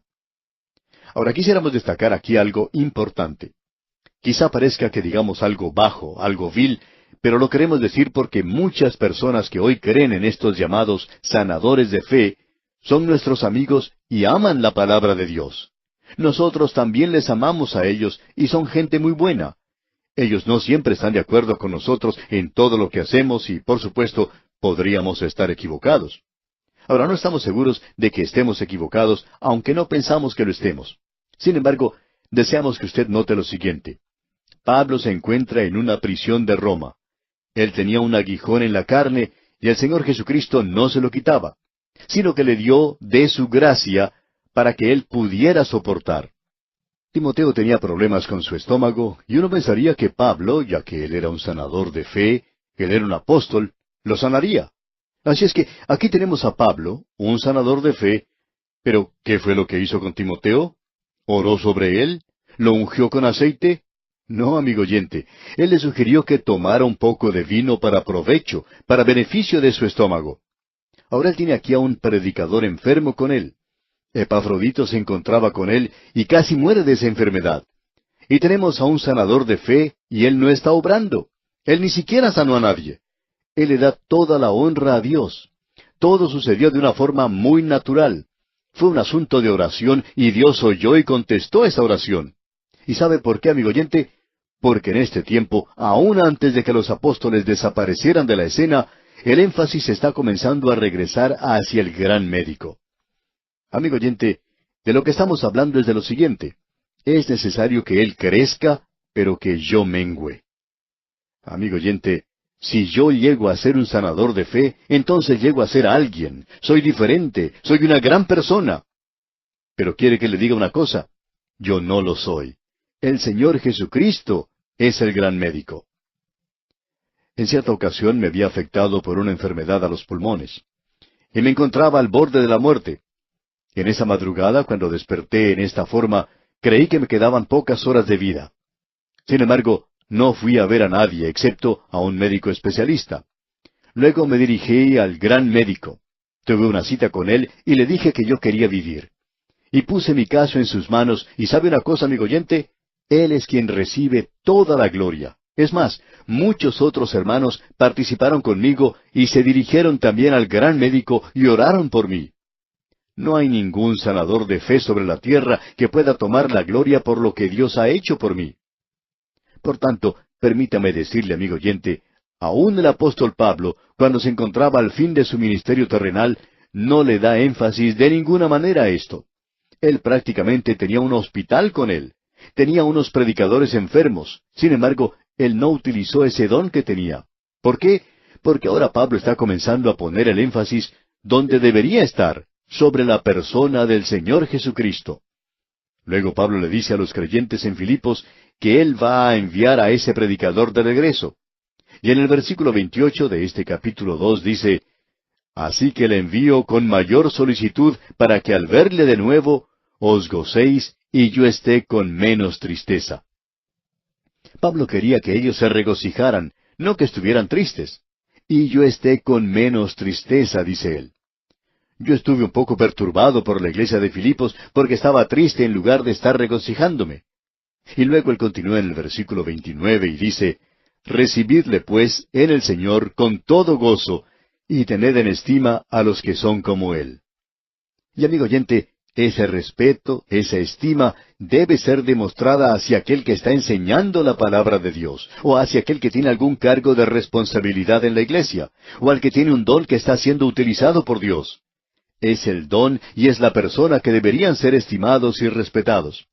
Ahora, con esto no queremos decir que la persona deba recibir algo, sino que recalcamos el énfasis del día de hoy, amigo oyente, que debe estar en la persona de Cristo. Y por tanto, el énfasis cambia hacia la palabra de Dios que nos está revelando a Cristo. De modo que ese énfasis en el día de hoy debería estar sobre ese libro, la palabra de Dios. En el día de hoy tenemos demasiadas reuniones sobre este tema y aquel otro, consideramos este problema y ese otro. Ahora la psicología es una de las cosas que tuvo su día. Nosotros creemos que ahora existe un movimiento del Espíritu de Dios sobre la palabra de Dios, y muchas personas se están dando cuenta hoy de que la psicología era simplemente como ese legendario flautista de Hamelín, que guiaba a muchos de aquellos santos superficiales hacia un desvío en el camino. Ahora quizá alguien nos diga, pero ustedes por cierto que están obsesionados con eso. Bueno, alguien necesita ser así en cuanto a esto, amigo oyente. Y estamos dispuestos a ser aquellos que estamos obsesionados con algo así hoy. Ese es el énfasis que se debe dar a la palabra de Dios. Y si nosotros realmente creemos en la actualidad en esto, y es necesario que haya veces que nos apartemos a un lado y le digamos a Dios, yo creo que es tu palabra, ayuda mi incredulidad, ayúdame a poner toda mi confianza en ella. Nos maravillamos al leer algunas de las cartas que recibimos. Simplemente no creemos que Dios use este programa como lo está haciendo. ¿Y sabe por qué, amigo oyente? Porque yo tengo incredulidad hoy. y nosotros no creemos en Dios como deberíamos creer en Él. Y ese es el problema, nos atrevemos a decir, con la mayoría de nosotros en el presente. En lugar de ir de un lado para otro, de un lugar a otro, en todas esas conferencias y reuniones donde tratamos de resolver nuestros problemas por medio de la psicología, y donde hablamos acerca del problema de las drogas, y del problema de los jóvenes, y del problema del sexo, y donde consideramos los problemas de la superestrella, y de los jóvenes y de los adultos. Amigo oyente, el problema es en realidad que nosotros no volvemos a la palabra de Dios. El último versículo de este capítulo 2 dice, porque por la obra de Cristo estuvo próximo a la muerte, exponiendo su vida para suplir lo que faltaba en vuestro servicio por mí. Por la obra de Cristo. Eso quiere decir que este hombre tenía el mismo sentir de Cristo también. Ahora, yo no sé lo que esto provoca en usted, amigo oyente, pero para mí es como sentir escalofríos. Es como si se me pusieran los pelos de punta, como se dice, cuando leo aquí que esto ocurría en el primer siglo durante el Imperio Romano. ¿Ha leído usted algo acerca del Imperio Romano? ¿Del siglo I? ¿Del imperio de César Augusto? Ese imperio durante el cual se apoderó del mundo conocido y donde la ley de Roma era suprema en todas partes, donde no había misericordia para nadie, pero donde había ley y orden en todas partes. Y allí se encontraba ese pequeño hombre, el apóstol Pablo, y aquellos que estaban con él tenían el mismo sentir que él. Y ellos predicaban un evangelio donde había un Dios del universo quien a través de la redención que trajo por medio de una cruz romana, había provisto misericordia para toda la humanidad. Y tenemos que decirle, amigo oyente, que las multitudes se volvían hacia el Señor Jesucristo en aquel día. Podemos ver a ese hombre andando por las calles de Roma. Podemos ver a ese hombre que antes había estado encadenado. Podemos ver a este hombre caminando encadenado a un soldado romano. Su nombre es Pablo, el apóstol. ¿Y qué es lo que él está haciendo? Bueno, él tiene el sentir de Cristo y se está regocijando en el Señor. También podemos ver a un joven predicador llamado Timoteo, un joven impecable andando en las calles de esa ciudad pagana. ¿Dice usted, amigo oyente, que no puede vivir por Cristo hoy? Observe a Timoteo. Él pudo hacerlo muy bien en ese entonces. Él tenía el sentir de Cristo. Y luego observe usted a Epafrodito, un pastor fiel en aquel lejano lugar de Filipos. Era una colonia romana, pero también esto era pagano, una ciudad perdida. Sin embargo, Epafrodito tenía el sentir de Cristo. Y al observarnos a nosotros mismos, amigo oyente, tenemos que decirnos, salgamos hoy y tengamos el sentir de Cristo y no presentemos ninguna clase de excusas en estos días en los cuales nos toca vivir. Bien, llegamos ahora al capítulo 3 de esta epístola a los Filipenses, y aquí tenemos el galardón para el vivir cristiano. Ya hemos tenido la filosofía del vivir cristiano, porque para mí el vivir es Cristo y el morir es ganancia. Hemos visto también la norma para el vivir cristiano, y en esa norma del vivir cristiano vemos, haya pues en vosotros este sentir que hubo también en Cristo Jesús. Y ahora tenemos aquí el galardón para el vivir cristiano, y lo vamos a observar. Pablo dice, prosigo a la meta, al premio del supremo llamamiento de Dios en Cristo Jesús. En el capítulo 3 tenemos lo siguiente. Primero, vemos que Pablo cambió el sistema de los libros de cuenta del pasado. Veremos cómo fue que él hizo eso. Luego veremos en los versículos 10 al 19 que Pablo cambió su propósito para el presente. Y luego, Pablo cambió su esperanza para el futuro. Y eso es importante de ver. Pablo creía que Dios iba a establecer su reino en la tierra. Él nunca cambió de eso. Pero él vio que existía una esperanza maravillosa para los creyentes del día de hoy en Cristo, para los judíos y los gentiles, el cuerpo de los creyentes, que llegaría un día cuando el Señor tomaría a los suyos y los sacaría de este mundo. Este es un capítulo maravilloso que podemos observar juntos.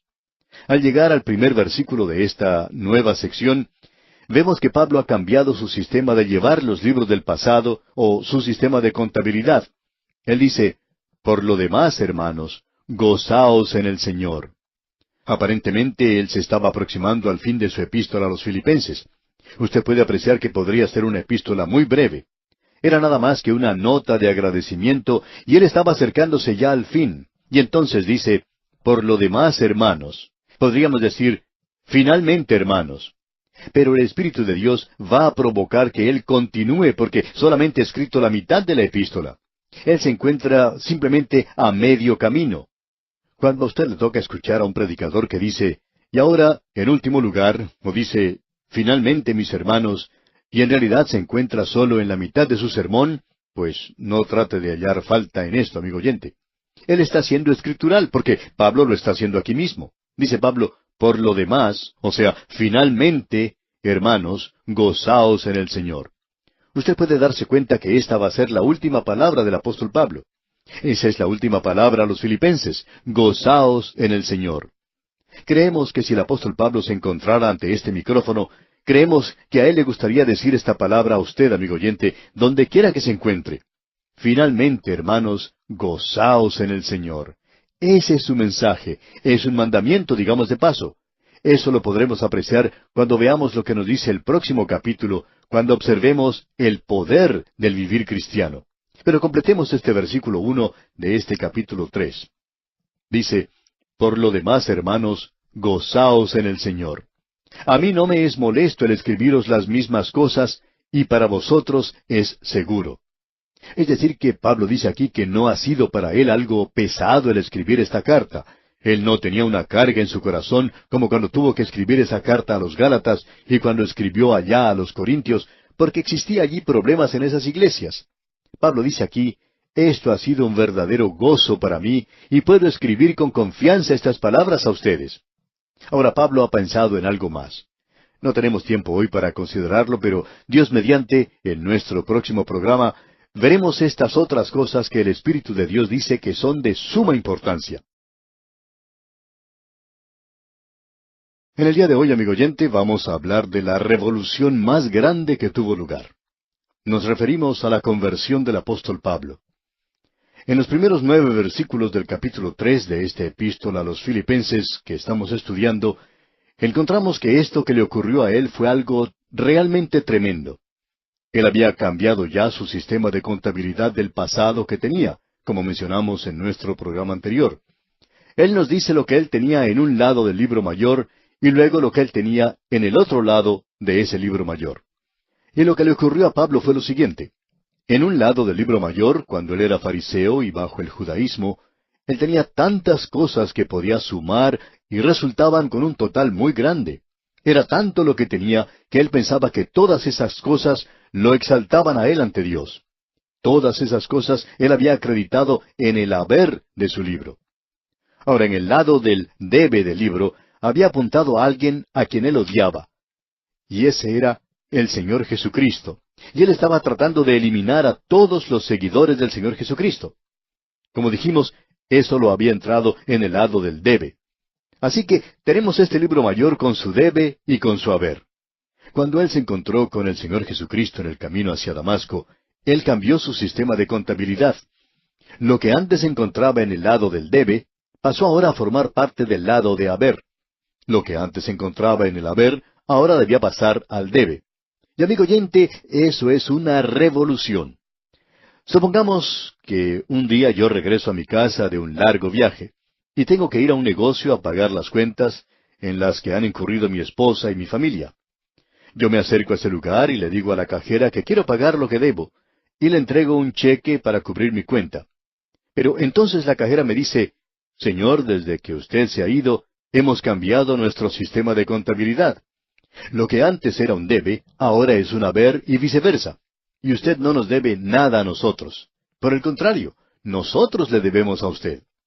Amigo oyente, si la economía de nuestros países permitiera eso, yo llegaría a ser un millonario. Tendría que recibir en lugar de estar entregando todo el dinero. Eso provocaría tal reacción que usted podría hablar de lo que haría la inflación y el sistema monetario del mundo se vería verdaderamente sacudido. Por cierto que algo así lo haría cambiar y preocupar en gran manera, ¿no le parece? Pues bien, eso fue precisamente lo que le ocurrió a Pablo en el camino a Damasco. Y él nos va a contar acerca de eso ahora, y en primer lugar nos dirá lo que él tenía antes. Pero antes de que él nos diga eso, él dice, yo quiero hablar con ustedes, filipenses, y quiero decirles ciertas cosas. Él dice, por ejemplo, y en primer lugar, guardaos de los perros. Ahora no creo que él esté pensando en el cartero en ese instante. Yo no sé por qué los perros siempre odian al cartero, no importa quién sea él. Así es que esto podría ser considerado como una advertencia para el cartero. Guardaos de los perros.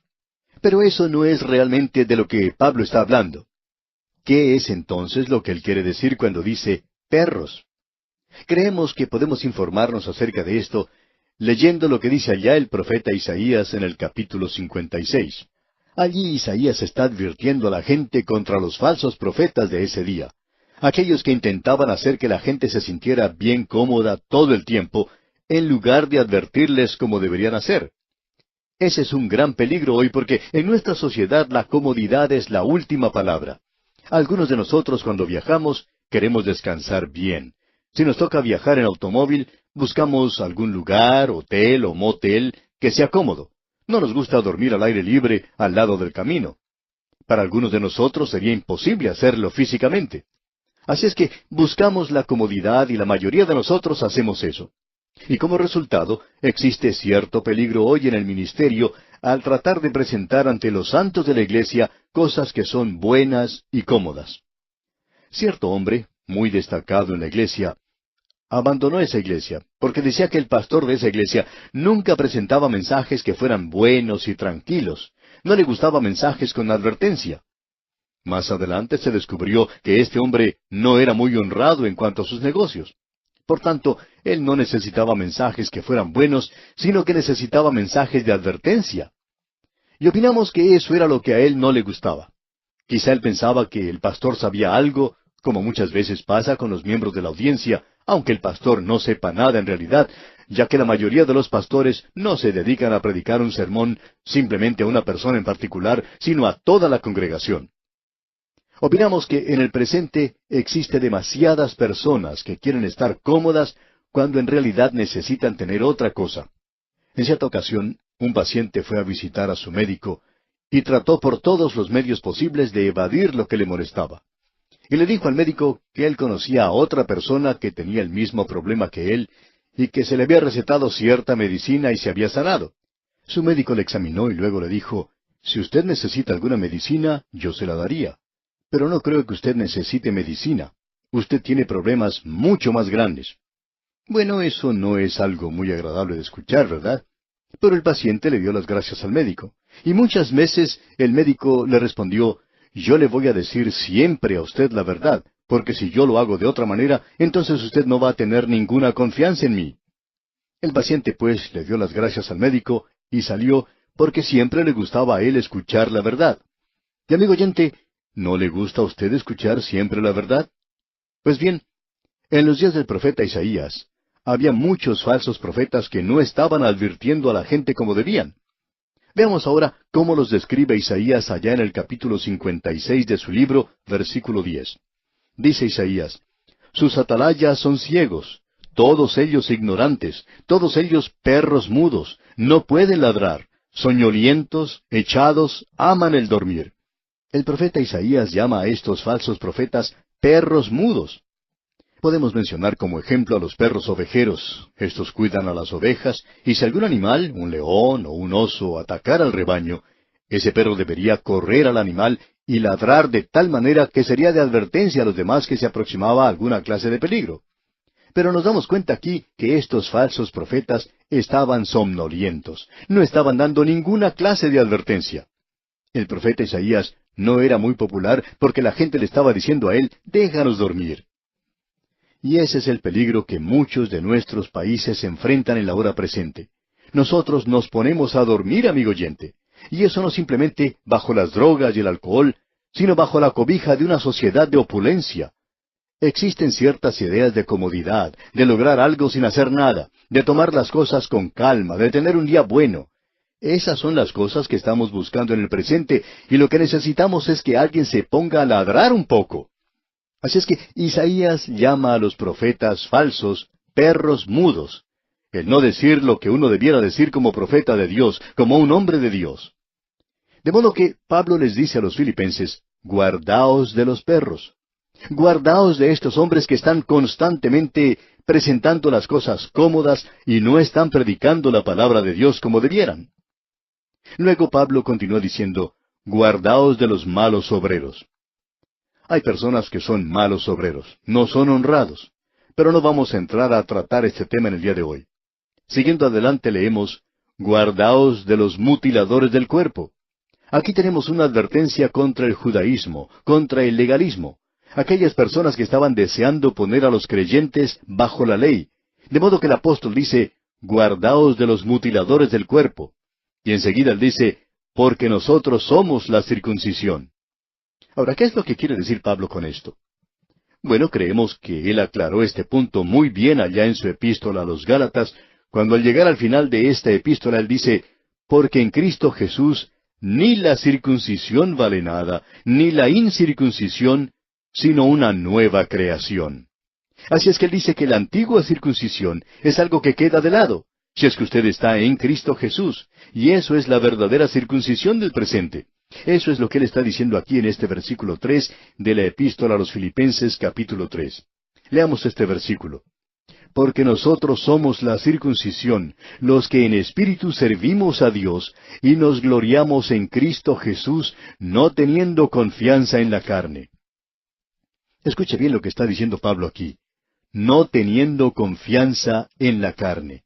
No tiene confianza en la carne, y usted puede darse cuenta lo que el enemigo va a decir ahora. Fue así como lo dijeron. Bueno, usted ya conoce al hermano Pablo. Él dice que nosotros no debemos poner confianza en la carne, y nosotros no tenemos que confiar en los sacrificios, que tampoco debemos confiar en la ley, que la ley no nos va a salvar, y que nosotros no debemos poner nuestra confianza en estas cosas. Y él dice que en el día de hoy nosotros no debemos tener confianza en la carne. El hermano Pablo puede muy bien decir eso porque él no tiene mucho en qué apoyarse. Él no tiene ningún antecedente. Él no ha estado mucho tiempo en nuestra religión. Él nunca supo mucho acerca de esto y su vida nunca llegó a alcanzar las normas establecidas. Así es que él puede decir esas cosas, por supuesto. Ahora Pablo va a responder a eso. Él dice, no teniendo confianza en la carne. Pero luego Pablo sigue diciendo, aunque yo tengo también de qué confiar en la carne. Si hubiera alguna persona aquí que pudiera confiar en la carne, yo podría tener mucho más que él. Y escuche lo que dice aquí en el versículo 4. Aunque yo tengo también de qué confiar en la carne. Si alguno piensa que tiene de qué confiar en la carne, yo más. Pablo está diciendo, yo puedo colocar mi vida religiosa al lado de cualquier otro hombre y tendría lo suficiente. Y no solo eso, sino que a mí me sobraría mucho más. El apóstol Pablo va a mencionar aquí 7 cosas en las cuales él confiaba antes de encontrarse con el Señor Jesucristo en el camino a Damasco. Y yo quiero que usted preste atención a estas 7 cosas aquí que él ha mencionado, porque son en realidad muy importantes. En primer lugar, él dice, circuncidado al 8º día. Ahora, ¿qué es lo que quiere decir con eso? Bueno, él no salió de su cuna por sus propios medios al 8º día y fue a la sinagoga a hacerse circuncidar. Quiere decir que sus padres lo llevaron. Usted recordará que el Señor Jesucristo fue llevado al templo en el 8º día y fue circuncidado. ¿Qué significa todo esto? Bueno, quiere decir que él tenía padres piadosos que lo criaron a él según la ley de Moisés. Quiere decir que él tenía padres maravillosos, y eso, amigo oyente, es algo de mucho beneficio. Es de mucho beneficio para cualquier hombre. Aquellos que no han sido criados en un hogar cristiano pueden darse cuenta de los beneficios que tienen aquellos que se han criado en un hogar cristiano. Los que no tienen padres cristianos nunca asisten a la iglesia, no llegan a conocer lo que la Biblia dice, ni siquiera saben los libros de la Biblia. Pero aquellos otros jóvenes que han tenido un hogar cristiano parecen tener muchos beneficios más que los demás. Así es que Pablo puede decir ahora, fui circuncidado al 8º día. Y eso quiere decir que él tenía padres piadosos. Notemos ahora la segunda cosa que él menciona en este versículo. Él dice, del linaje de Israel. Amigo oyente, había muchos amigos que Pablo tenía que eran judaizantes, que solo eran de media casta. Pero Pablo no lo era. Pablo decía, soy del linaje de Israel.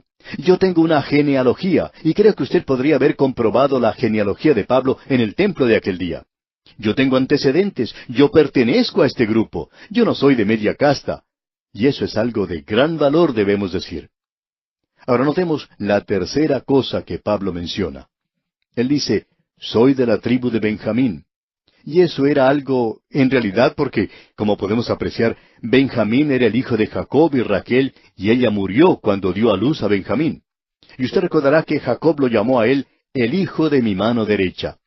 Eso es lo que su nombre quiere decir en realidad. Porque Raquel llamó su nombre Benoni, que significa hijo de mi tristeza. Él causó mi muerte. Pero el anciano Jacob, cuando observaba a ese bebé en su cuna, podía ver que este pequeñito tenía los ojos de su madre. Y para Jacob, Raquel fue una de las cosas más hermosas que ocurrió en su vida antes de Peniel. Y como resultado, el anciano Jacob se apoyó en su hijo. Él va a ser un hijo de mi mano derecha. O sea, yo me apoyaré en él para poder caminar de ahora en adelante. Él es algo especial. Y la tribu de Benjamín era así. El primer rey de la nación, Saúl, salió de Benjamín. Y nos suponemos que Pablo podría haber sido nombrado como en memoria al rey Saúl de la tribu de Benjamín. Ese era el nombre que él recibió cuando nació. Esto es algo que indicaba que él ocupaba una posición muy alta. Él pertenecía a la tribu de Benjamín. Y es muy bueno poder decir, mi padre era un predicador, un ministro de la palabra de Dios que se mantuvo firme por las cosas de Dios. O él fue un laico muy destacado. Esas cosas tienen mucho significado, mucho valor para nosotros. Y esas son las cosas de las cuales se jactan muchas personas en el presente. Uno se encuentra con tanta gente hoy, y cuando se le pregunta sobre la relación con Cristo, siempre responden de la misma manera. Bueno, yo crecí en una iglesia bautista, o yo me crié en una iglesia presbiteriana. A mí me levantaron en la iglesia metodista. Y mi abuelo, bueno, él fundó una iglesia. Y existe una ventana en ese lugar, en esa iglesia, que ha sido dedicada a su memoria. Y esa es la razón por la cual muchas personas en el día de hoy no dejan una denominación liberal porque su abuelito tiene una ventana en algún lugar que ha sido dedicada a su memoria. Así es que muchas de estas personas pueden ser un beneficio. Debemos admitir que lo es, aunque pensamos que también es un gran obstáculo en el presente. Bien, Pablo pertenecía a la tribu de Benjamín. Eso era algo benéfico para él. Y si usted no cree que eso era suficiente, la cuarta cosa que menciona él es la siguiente. Soy hebreo de hebreos. Pablo dice, yo pertenezco a la esfera más alta de los círculos religiosos. Estaba en el escalafón más alto. Luego él menciona la quinta cosa y dice, en cuanto a la ley, fariseo. Ahora, los fariseos representaban lo mejor en Israel. Los fariseos formaban un partido político religioso que se había formado algún tiempo después de la cautividad, o durante la misma, y como partido religioso, ellos eran muy fundamentales. Creían en la integridad de las Escrituras, creían en los ángeles, ellos creían en la resurrección y en los milagros. Y también estos eran un partido político. Eran extremadamente nacionalistas. Ellos pensaban al principio, cuando enviaron a Nicodemo a ver a Jesús, que de alguna forma ellos podrían encontrar un medio para unirse a su estrella y que ellos podrían establecer el reino aquí sobre esta tierra. Ellos eran, pues, los mejores en Israel. Y Pablo dice, yo era fariseo. Y no solo eso, sino que él dice, en cuanto a la ley, fariseo. En cuanto a celo, perseguidor de la iglesia. Y quizá usted diga, bueno, no se debería jactar de eso. Pero sí era algo que se podía hacer en ese día. Él había sido un líder en la persecución de los cristianos. Los otros fariseos estaban dispuestos a sentarse cuando habían expulsado a los cristianos de Jerusalén. Pero Pablo decía, yo no me voy a quedar con los brazos cruzados. Yo los voy a buscar a donde estén. Los voy a sacar de todas partes de este mundo. Y él se encontraba precisamente en camino hacia Damasco para hacer esto cuando ocurrió su conversión. Y luego él menciona el séptimo punto. En cuanto a la justicia que es en la ley, irreprensible. Pablo no quiere decir aquí que era sin pecado. Él dijo irreprensible. Porque ya hemos leído allá en el libro de Romanos, en su propia epístola a los Romanos, donde él nos dice muy claramente que él había quebrantado la ley, y que él había quebrantado una de las leyes que usted y yo en el presente quizá no le damos demasiada importancia. Allá en el capítulo 7 de su epístola a los Romanos, versículo 7, él dice, ¿qué diremos, pues? ¿La ley es pecado? En ninguna manera. Pero yo no conocí el pecado sino por la ley, porque tampoco conociera la codicia si la ley no dijera, no codiciarás. Cuando uno comete un delito, amigo oyente, quebrantando el mandamiento, por ejemplo, de no hurtarás, usted puede tener las cosas robadas consigo, O quizá por allí estén sus huellas digitales en el lugar del crimen. Y lo mismo se puede aplicar al asesinato. Cuando usted comete un asesinato, usted tiene sus pruebas en sus manos, el cuerpo del delito. Y se nos dice que es muy difícil librarse de esas cosas. Usted no puede cometer la tontería sin que alguien se entere. Usted no puede cometer esa clase de pecado sin que alguien se dé cuenta de eso. Pero usted puede codiciar algo y nadie se dará cuenta de eso. Así es que si Pablo se hubiera quedado callado, nosotros podríamos pensar que él había logrado llegar a ese lugar de perfección sin pecado. Pero él con toda honradez nos dice que él no había alcanzado eso. Él dice que la ley le resultó a él para muerte. Y lo que él está diciendo aquí es que él trajo el sacrificio o la ofrenda correspondiente. Él presentó una ofrenda por el pecado. Estas son las cosas que Pablo tenía en el haber de su libro mayor. Y estas son las cosas en las cuales multitudes de personas en el presente están confiando en nuestras iglesias, en el ser miembros de alguna iglesia. Pablo tenía todo eso. Él tenía todo eso y nos dice que eso no lo salvó a él, ni tampoco le satisfizo. Y en el día de hoy hay multitudes que se están apoyando en cosas como estas. En nuestro próximo programa, Dios mediante, veremos lo que le ocurrió en realidad al apóstol Pablo. Mientras tanto, le sugerimos leer el resto de este muy interesante capítulo 3 de la Epístola a los Filipenses, y de esta forma estar preparado para sacar el mayor provecho posible de este estudio bíblico. En este día, amigo oyente, llegamos una vez más a este maravilloso tercer capítulo de la Epístola del apóstol San Pablo a los Filipenses. Vamos a comenzar nuestra lectura en el versículo 7. En nuestro programa anterior vimos que Pablo mencionaba para nosotros las cosas en las cuales él podía confiar y en las cuales él confiaba cuando tenía puesta su confianza en la carne. Es decir, que él creía que sus buenas obras, su religión, sus ritos, sus sacrificios, todo lo que él hacía contribuía para su salvación. Pero luego él se dio cuenta cuando se encontró con el Señor Jesucristo en el camino a Damasco, que algo ocurrió en su vida. ¿Y qué fue lo que ocurrió? Tuvo lugar una verdadera revolución. Escuche lo que él dice aquí en el versículo 7 de este capítulo 3 de su epístola a los Filipenses que estamos estudiando. Pero cuantas cosas eran para mi ganancia, las he estimado como pérdida por amor de Cristo. Eso es lo que le ocurrió a él en ese camino a Damasco. Pero cuantas cosas eran para mi ganancia, las he estimado como pérdida por amor de Cristo. O sea que, en el haber de su libro mayor de contabilidad, él había estado sumando sus buenas obras y su carácter, sus antecedentes, su religión. Todo esto parecía que realmente era algo, que era de valor. Y lo era a nivel humano. Pero él dice, cuando yo me encontré con Cristo, todo eso cambió. Ya no estaba más en el haber, sino que ahora formaba parte del debe. Ya no confiaba más en eso. Cuando yo me encontré con el Señor Jesucristo, antes le odiaba yo a él. Me encontraba en el camino a Damasco para perseguir a aquellos que le seguían. Y ahora, el que estaba en el lado del debe pasa a formar parte del haber, y en el único que yo confío es en el Señor Jesucristo. Amigo oyente, si el sistema de contabilidad de nuestras naciones fuera transformado de esa manera, cambiaría la economía mundial, y en realidad tendría lugar una revolución como tuvo lugar la revolución en la vida de Pablo. En realidad, amigo oyente, cualquier conversión es una revolución, porque las cosas que antes se consideraban ganancia, ahora se cuentan como pérdida. Y lo que antes se consideraba una pérdida, ahora se considera una ganancia. Cambia todas las cosas de arriba para abajo y de adentro para afuera. Lo coloca a usted en una posición completamente nueva. Y si usted, amigo oyente, no ha experimentado esto, bueno, lo único que podemos decir es que simplemente no ha ocurrido. Eso es todo. Pero aquí se nos describe lo que es en realidad la conversión. Entre los versículos 7 y 8 existe una pausa de tiempo. ¿Cuánto tiempo? No podemos decir. Pero más adelante Pablo podría decir lo siguiente aquí en el versículo 8. Y ciertamente aún estimo todas las cosas como pérdida por la excelencia del conocimiento de Cristo Jesús, mi Señor, por amor del cual lo he perdido todo, y lo tengo por basura, para ganar a Cristo. Esto no era solamente una experiencia de un momento. En realidad, este asunto de la conversión no es como un globo de ascensión, y hay muchas personas que piensan que la santificación es eso. de que usted puede dirigirse hacia el altar y tener alguna experiencia, ver una visión, y que usted es elevado hacia las alturas y eso es todo.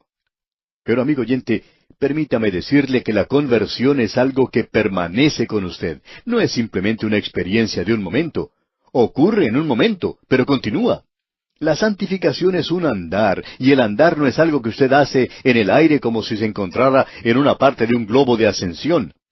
Un andar, un caminar, es un andar aquí mismo, aquí abajo, día a día y momento a momento.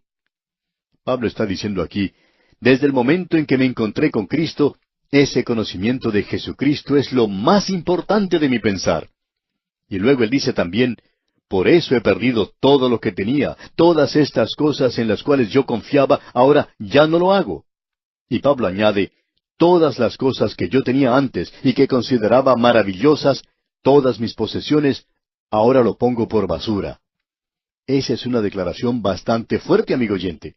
Pablo está diciendo, yo estoy botando mi religión a la basura. Y eso es lo que muchas personas necesitan hacer en el día de hoy. El doctor Carroll dijo en cierta ocasión, cuando yo me convertí, perdí mi religión. Y hay muchas personas hoy, amigo oyente, que necesitan de veras perder su religión y encontrar a Cristo Jesús como lo hizo Pablo. Él perdió su religión. No solo la perdió, sino que la arrojó a la basura. Ya antes la había tenido sobre la mesa como si fuera la posesión más preciada de su vida. Esta es la revolución que ocurrió. Y ahora él declara esto en términos teológicos de una manera maravillosa, y esta es la explicación teológica de lo que le ocurrió a él. Leamos el versículo 9. Y ser hallado en él, no teniendo mi propia justicia, que es por la ley, sino la que es por la fe de Cristo, la justicia que es de Dios por la fe. Sobre este versículo ponemos a Juan Bunyan, quien andando por un cañaveral durante la noche, pensando cómo podría presentarse él ante Dios, hizo la siguiente declaración. Cuando yo fui a Cristo, me vi simplemente como un pecador, me vi a mí mismo como pecado desde la coronilla hasta mis pies. Yo era pecado. Y cuando fui a Él, vi que no tenía nada, que Él lo tenía todo. Y este es el versículo, dijo él, que le vino a la mente esa noche cuando estaba caminando por el campo en esa ocasión. Y ser hallado en Él, no teniendo mi propia justicia. Su propia justicia, como Él nos dice muy claramente, es de la ley, es decir, el guardar la ley. Él podía jactarse del hecho de que Él guardaba el día sábado. Y luego Pablo dice, nadie os juzgue en cuanto al día sábado. Dios no me va a juzgar a mí, y yo no voy a permitir que usted me juzgue. Quizá usted pueda hacer una declaración como esa, pero esa declaración, amigo oyente, no tiene ningún valor por lo que él dice aquí en cuanto a la propia justicia. Nosotros quizá podríamos jactarnos del hecho de que predicamos tantas veces durante el año, que tenemos programas todos los días, pero esto es en realidad nada, amigo oyente. Esto no agrega nada en cuanto a la salvación. Mi propia justicia es una justicia legal en cuanto a la salvación, y Dios ya ha dicho, la justicia del hombre es como trapos de inmundicia ante Él. Y Dios no está aceptando cosas así, amigo oyente. Él está aceptando a pecadores inmundos, sí, y Él es quien los puede limpiar. Pablo, por lo tanto, había abandonado todo reclamo en cuanto a su propia justicia. Amigo oyente, cuando usted viene a Cristo Jesús, usted se acerca a Él como una persona en bancarrota. Usted no tiene nada que ofrecerle a Él. Debemos mirar eso, debemos considerar eso y decirlo tal cual es. ¿Qué es lo que usted tiene y Dios puede usar? En cierta ocasión, un matrimonio se convirtió a Cristo. Ambos tenían mucho talento. Eran artistas que habían actuado en clubes nocturnos y eran en realidad personas muy atractivas. Mirándolos desde el punto de vista humano, lo tenían todo. En cierta ocasión dieron su testimonio y el joven dijo que ahora que había sido convertido, iba a tomar ese maravilloso talento que él tenía y utilizarlo para Cristo. Luego el pastor le preguntó cuál era ese maravilloso talento que él tenía para usar para Cristo. Y le dijo, tú bailabas en un club nocturno, tú cantabas en un club nocturno, contabas historias y chistes en un club nocturno. ¿Piensas acaso que Cristo puede utilizar eso? Bueno, contestó que él no había pensado en eso de esa manera. Por tanto, el pastor le dijo, mira, cuando te acercas a Cristo, te acercas a Él como en bancarrota. Tú no tienes nada que ofrecerle a Él. Tú te acercas a Él con las manos vacías. Tú eres, en realidad, un pordiosero. Tú no tienes nada, pero Él lo tiene todo y te lo está ofreciendo. Y este versículo 9 dice, y ser hallado en Él, no teniendo mi propia justicia que es por la ley, sino la que es por la fe de Cristo, la justicia que es de Dios por la fe. Ahora la palabra importante aquí es por la fe. Esa es la única forma en que usted puede obtenerlo. Usted no puede trabajar para lograrlo, tampoco lo puede comprar, ni lo puede robar siquiera. Usted debe confiar en Cristo. Usted honra a Dios cuando usted cree en Cristo, y esa justicia ha sido lograda porque cuando Él murió en la cruz, Él quitó sus pecados, y cuando Él resucitó de entre los muertos, lo hizo para su justificación, para su propia justicia, y usted se presenta ante Dios en Cristo, no en usted mismo. Usted y yo no nos podemos presentar ante Él. Permítanos decirle, amigo oyente, que usted y yo no podemos estar ante Él porque Él no nos puede soportar. Nosotros no somos muy atractivos. La realidad de que Él nos amó y se entregó por nosotros es la declaración más sorprendente que puede hacerse.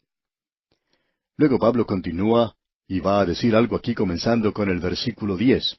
Y es que Pablo no solo cambió su sistema de contabilidad del pasado, sino que él también cambió los propósitos que tenía para el presente. En lugar de edificar una justicia legal y de ver cuán religioso y piadoso podía ser, y eso incluía el perseguir a la iglesia, escuche ahora lo que él va a hacer, o lo que él va a hacer aquí en los versículos 10 y 11. Leamos. A fin de conocerle y el poder de su resurrección y la participación de sus padecimientos, llegando a ser semejante a él en su muerte, si en alguna manera llegase a la resurrección de entre los muertos. Ahora, habiendo sido salvo por fe, esto puede darle la impresión de que no hay ninguna motivación en cuanto a la conducta en las obras. Hay muchas personas que dicen, bueno, si es así, de que uno es salvo por gracia, entonces eso quiere decir que uno se puede sentar y no hacer nada. Amigo oyente, usted no hace eso. La fe salvadora es una fe que lo mueve a uno. Santiago dijo, y Santiago no está hablando ahora de las obras de la ley, sino que él está hablando acerca de las obras de la fe. Y él dijo, muéstrame tu fe sin tus obras, y yo te mostraré mi fe por mis obras. Y permítame preguntarle a usted, amigo oyente, si usted ha sido salvo por la fe, ¿dónde están sus obras? Y si usted no tiene obras, entonces no es salvo. Ahora alguien quizá diga, espere un momento. No esperaremos un momento. Eso es exactamente lo que Pablo va a decir aquí. Que si usted ha sido salvo por la fe, esa fe ahora le ha dado a usted una nueva motivación, un nuevo propósito para su vida y un nuevo estilo. Y amigo oyente, si su fe en Cristo no le ha cambiado, entonces usted no ha sido cambiado. Usted es aún ese viejo hombre y va a producir una vida de acuerdo a eso. Notemos lo que Pablo dice.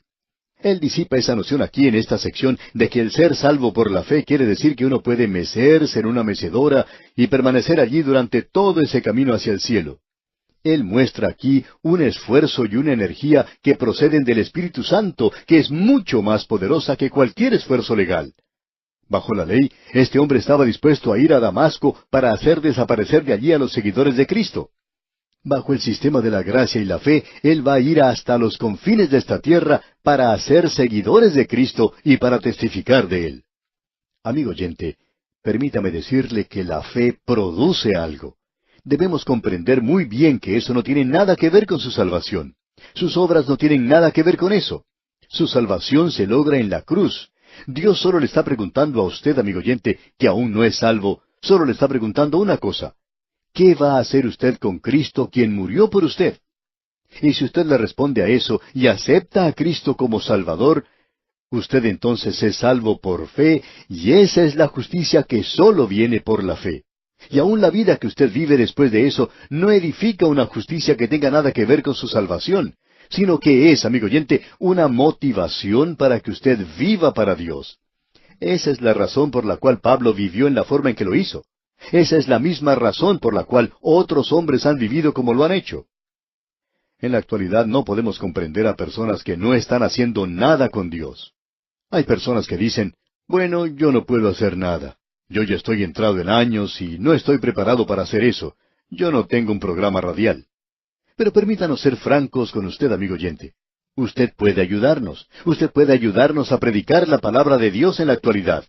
Nosotros estamos en esta tarea de esparcir la palabra de Dios y vamos a continuar haciéndolo. Vamos a seguir hacia adelante y como dice Pablo, prosigo a la meta, al premio del supremo llamamiento de Dios en Cristo Jesús. Amigo oyente, yo le pido que escuche lo que este hombre Pablo tiene que decir aquí. Usted se puede dar cuenta que el propósito de su vida, toda su ambición, es aún de conocer a Cristo. Hay algunas personas que dan la impresión hoy que ya lo conocen todo, que ya han llegado a un punto en el que ya no necesitan aprender más y lo único que se dedican a hacer es a darle brillo a su aureola y eso lo hacen todas las mañanas y ya están listos, que ellos solo tienen que partir en cualquier instante.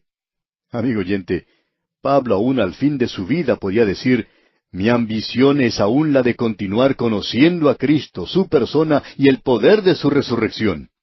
Y permítame decirle, amigo oyente, que ese es uno de los grandes consuelos que yo tengo, porque creo que lo que más necesito es la realidad de la persona de Cristo en mi vida. No se prepare a señalarme con su dedo, porque yo voy a hacer lo mismo en cuanto a usted, y voy a decirle que eso es lo que usted necesita. Y todos nosotros en realidad necesitamos la realidad de Cristo en nuestras vidas, la participación de sus padecimientos. Una persona que escuchó lo que explicamos en cuanto al Salmo 22 dijo, yo nunca supe cuánto sufrió Él por mí. Y amigo oyente, permítame decirle que yo quiero conocer la participación de sus padecimientos y que quiero entrar en ello. El conocer a Cristo y su obra de redención demandará nuestra atención toda la eternidad. Así es como vamos a pasar la eternidad. Y si usted no está interesado en eso ahora, bueno, yo no sé por qué usted quiere ir al cielo. Usted se aburrirá mucho allí porque todos los que vayamos al cielo simplemente alabaremos al Señor. Alabaremos su nombre las 24 horas del día. Y si usted, amigo oyente, no disfruta de alabar a Cristo y el querer conocerle a Él, no sé por qué usted quiere ir al cielo. Sugerimos que busque otro lugar para ir porque, amigo oyente, nosotros vamos a glorificarle a Él en el cielo. Ahora, en el versículo 11, Pablo no está expresando alguna duda cuando él dice, si en alguna manera llegase a la resurrección de entre los muertos. Es acerca de su participación en el rapto. En lugar de demostrar duda, él está afirmando que él tendrá parte en eso con gran gozo. Pablo no espera obtener la perfección en esta vida, y por tanto él dice, yo quiero tener una participación completa en este rapto. Hay personas que hoy no creen en el rapto, y yo me pregunto acerca de su relación con la persona de Cristo. Amigo oyente, eso es lo que este hombre puede decir. Él dice, mi ambición, el propósito que yo busco, es no sólo de conocerle a Él, sino que yo tome parte en ese rapto de tal manera que tenga algo de significado para mí. Creo que habrá algunos santos que en el momento de ser arrebatados dirán, ¿qué es lo que está pasando? ¡Qué sorpresa la que se van a llevar! Veamos ahora lo que dice Pablo aquí en el versículo 12 de este capítulo 3 de su epístola a los Filipenses. Dice Pablo, no que lo haya alcanzado ya, ni que ya sea perfecto, sino que prosigo por ver si logro asir aquello para lo cual fui también asido por Cristo Jesús. Creemos que lo que él está diciendo aquí es que él se da cuenta que no podrá lograr la perfección aquí, que eso no lo detiene en su camino en esa dirección. Nosotros debemos crecer, como lo dijo Pedro, en la gracia y en el conocimiento de Cristo. Notemos ahora lo que dice él en el versículo 13, y esto nos presenta el modus operandi de la vida de Pablo. Él dice aquí, hermanos, yo mismo no pretendo haberlo ya alcanzado. Pablo está diciendo que él no ha llegado a ese punto todavía. Y hoy, amigo oyente, hay tantos santos que se sienten cómodos y se sienten cómodos en su ignorancia. Piensan que ya lo saben todo. Amigo oyente, observe lo que dicen los versículos 13 y 14 de este capítulo 3. Hermanos, yo mismo no pretendo haberlo ya alcanzado, pero una cosa hago, olvidando ciertamente lo que queda atrás y extendiéndome a lo que está delante, prosigo a la meta, al premio del supremo llamamiento de Dios en Cristo Jesús. El apóstol se refiere al pasado. Él está dejándolo detrás de sí con todas sus equivocaciones. Él no permite que eso llegue a ser un detrimento para el presente o el futuro. Él vive en el presente en la expectación del futuro cuando él va a crecer y desarrollarse. Alguien ha dicho que hoy es el mañana por el cual usted se estaba preocupando ayer. Esta es la santificación práctica de Pablo. ¿Cuán real es esto? Y él dice, yo estoy corriendo una carrera y hay un premio para el vivir cristiano. El futuro de Pablo ha sido absorbido por Cristo de tal manera que eso motiva todo lo que él dice y hace en el presente. Y él se identifica a sí mismo con un atleta que está corriendo para alcanzar el premio. Y ese premio no es una recompensa terrenal, sino por Cristo mismo, que algún día cuando tenga lugar el rapto, él será arrebatado y llegará a la presencia de Cristo. Eso es lo que él anticipaba. Hay muchos de nosotros que hoy necesitamos entrar en esta carrera de la vida. Creemos que hay muchos creyentes en la actualidad que son como esa historia que hemos escuchado acerca de una jovencita que se encontraba en una fiesta en la cual estaban jugando para ver quién era el que podía hacer la cara más cómica. Al final, los organizadores se acercaron a ella y le dieron el premio y ella preguntó, «Bueno, ¿y por qué me dan esto?» «Bueno», le dijeron, «es el premio por hacer la cara más cómica». Y ella dijo, «Yo ni siquiera estaba jugando». Y yo creo, amigo oyente, que hay muchos creyentes hoy que no están jugando en esta experiencia maravillosa, tremenda, en esta aventura de vivir la vida cristiana. ¡Qué emoción sería para nosotros si llegáramos primero! Pero una cosa hago, dice Pablo. Ah, el que podamos acusar nuestra vida hasta ese punto, ¡qué maravilloso podría ser! Y aquí, amigo oyente, nos detenemos por hoy. Le recomendamos leer una vez más el resto del capítulo 3 de esta carta del apóstol Pablo a los Filipenses. De esta forma estará usted mejor informado y así le será más fácil comprender mejor el análisis de esta interesante epístola.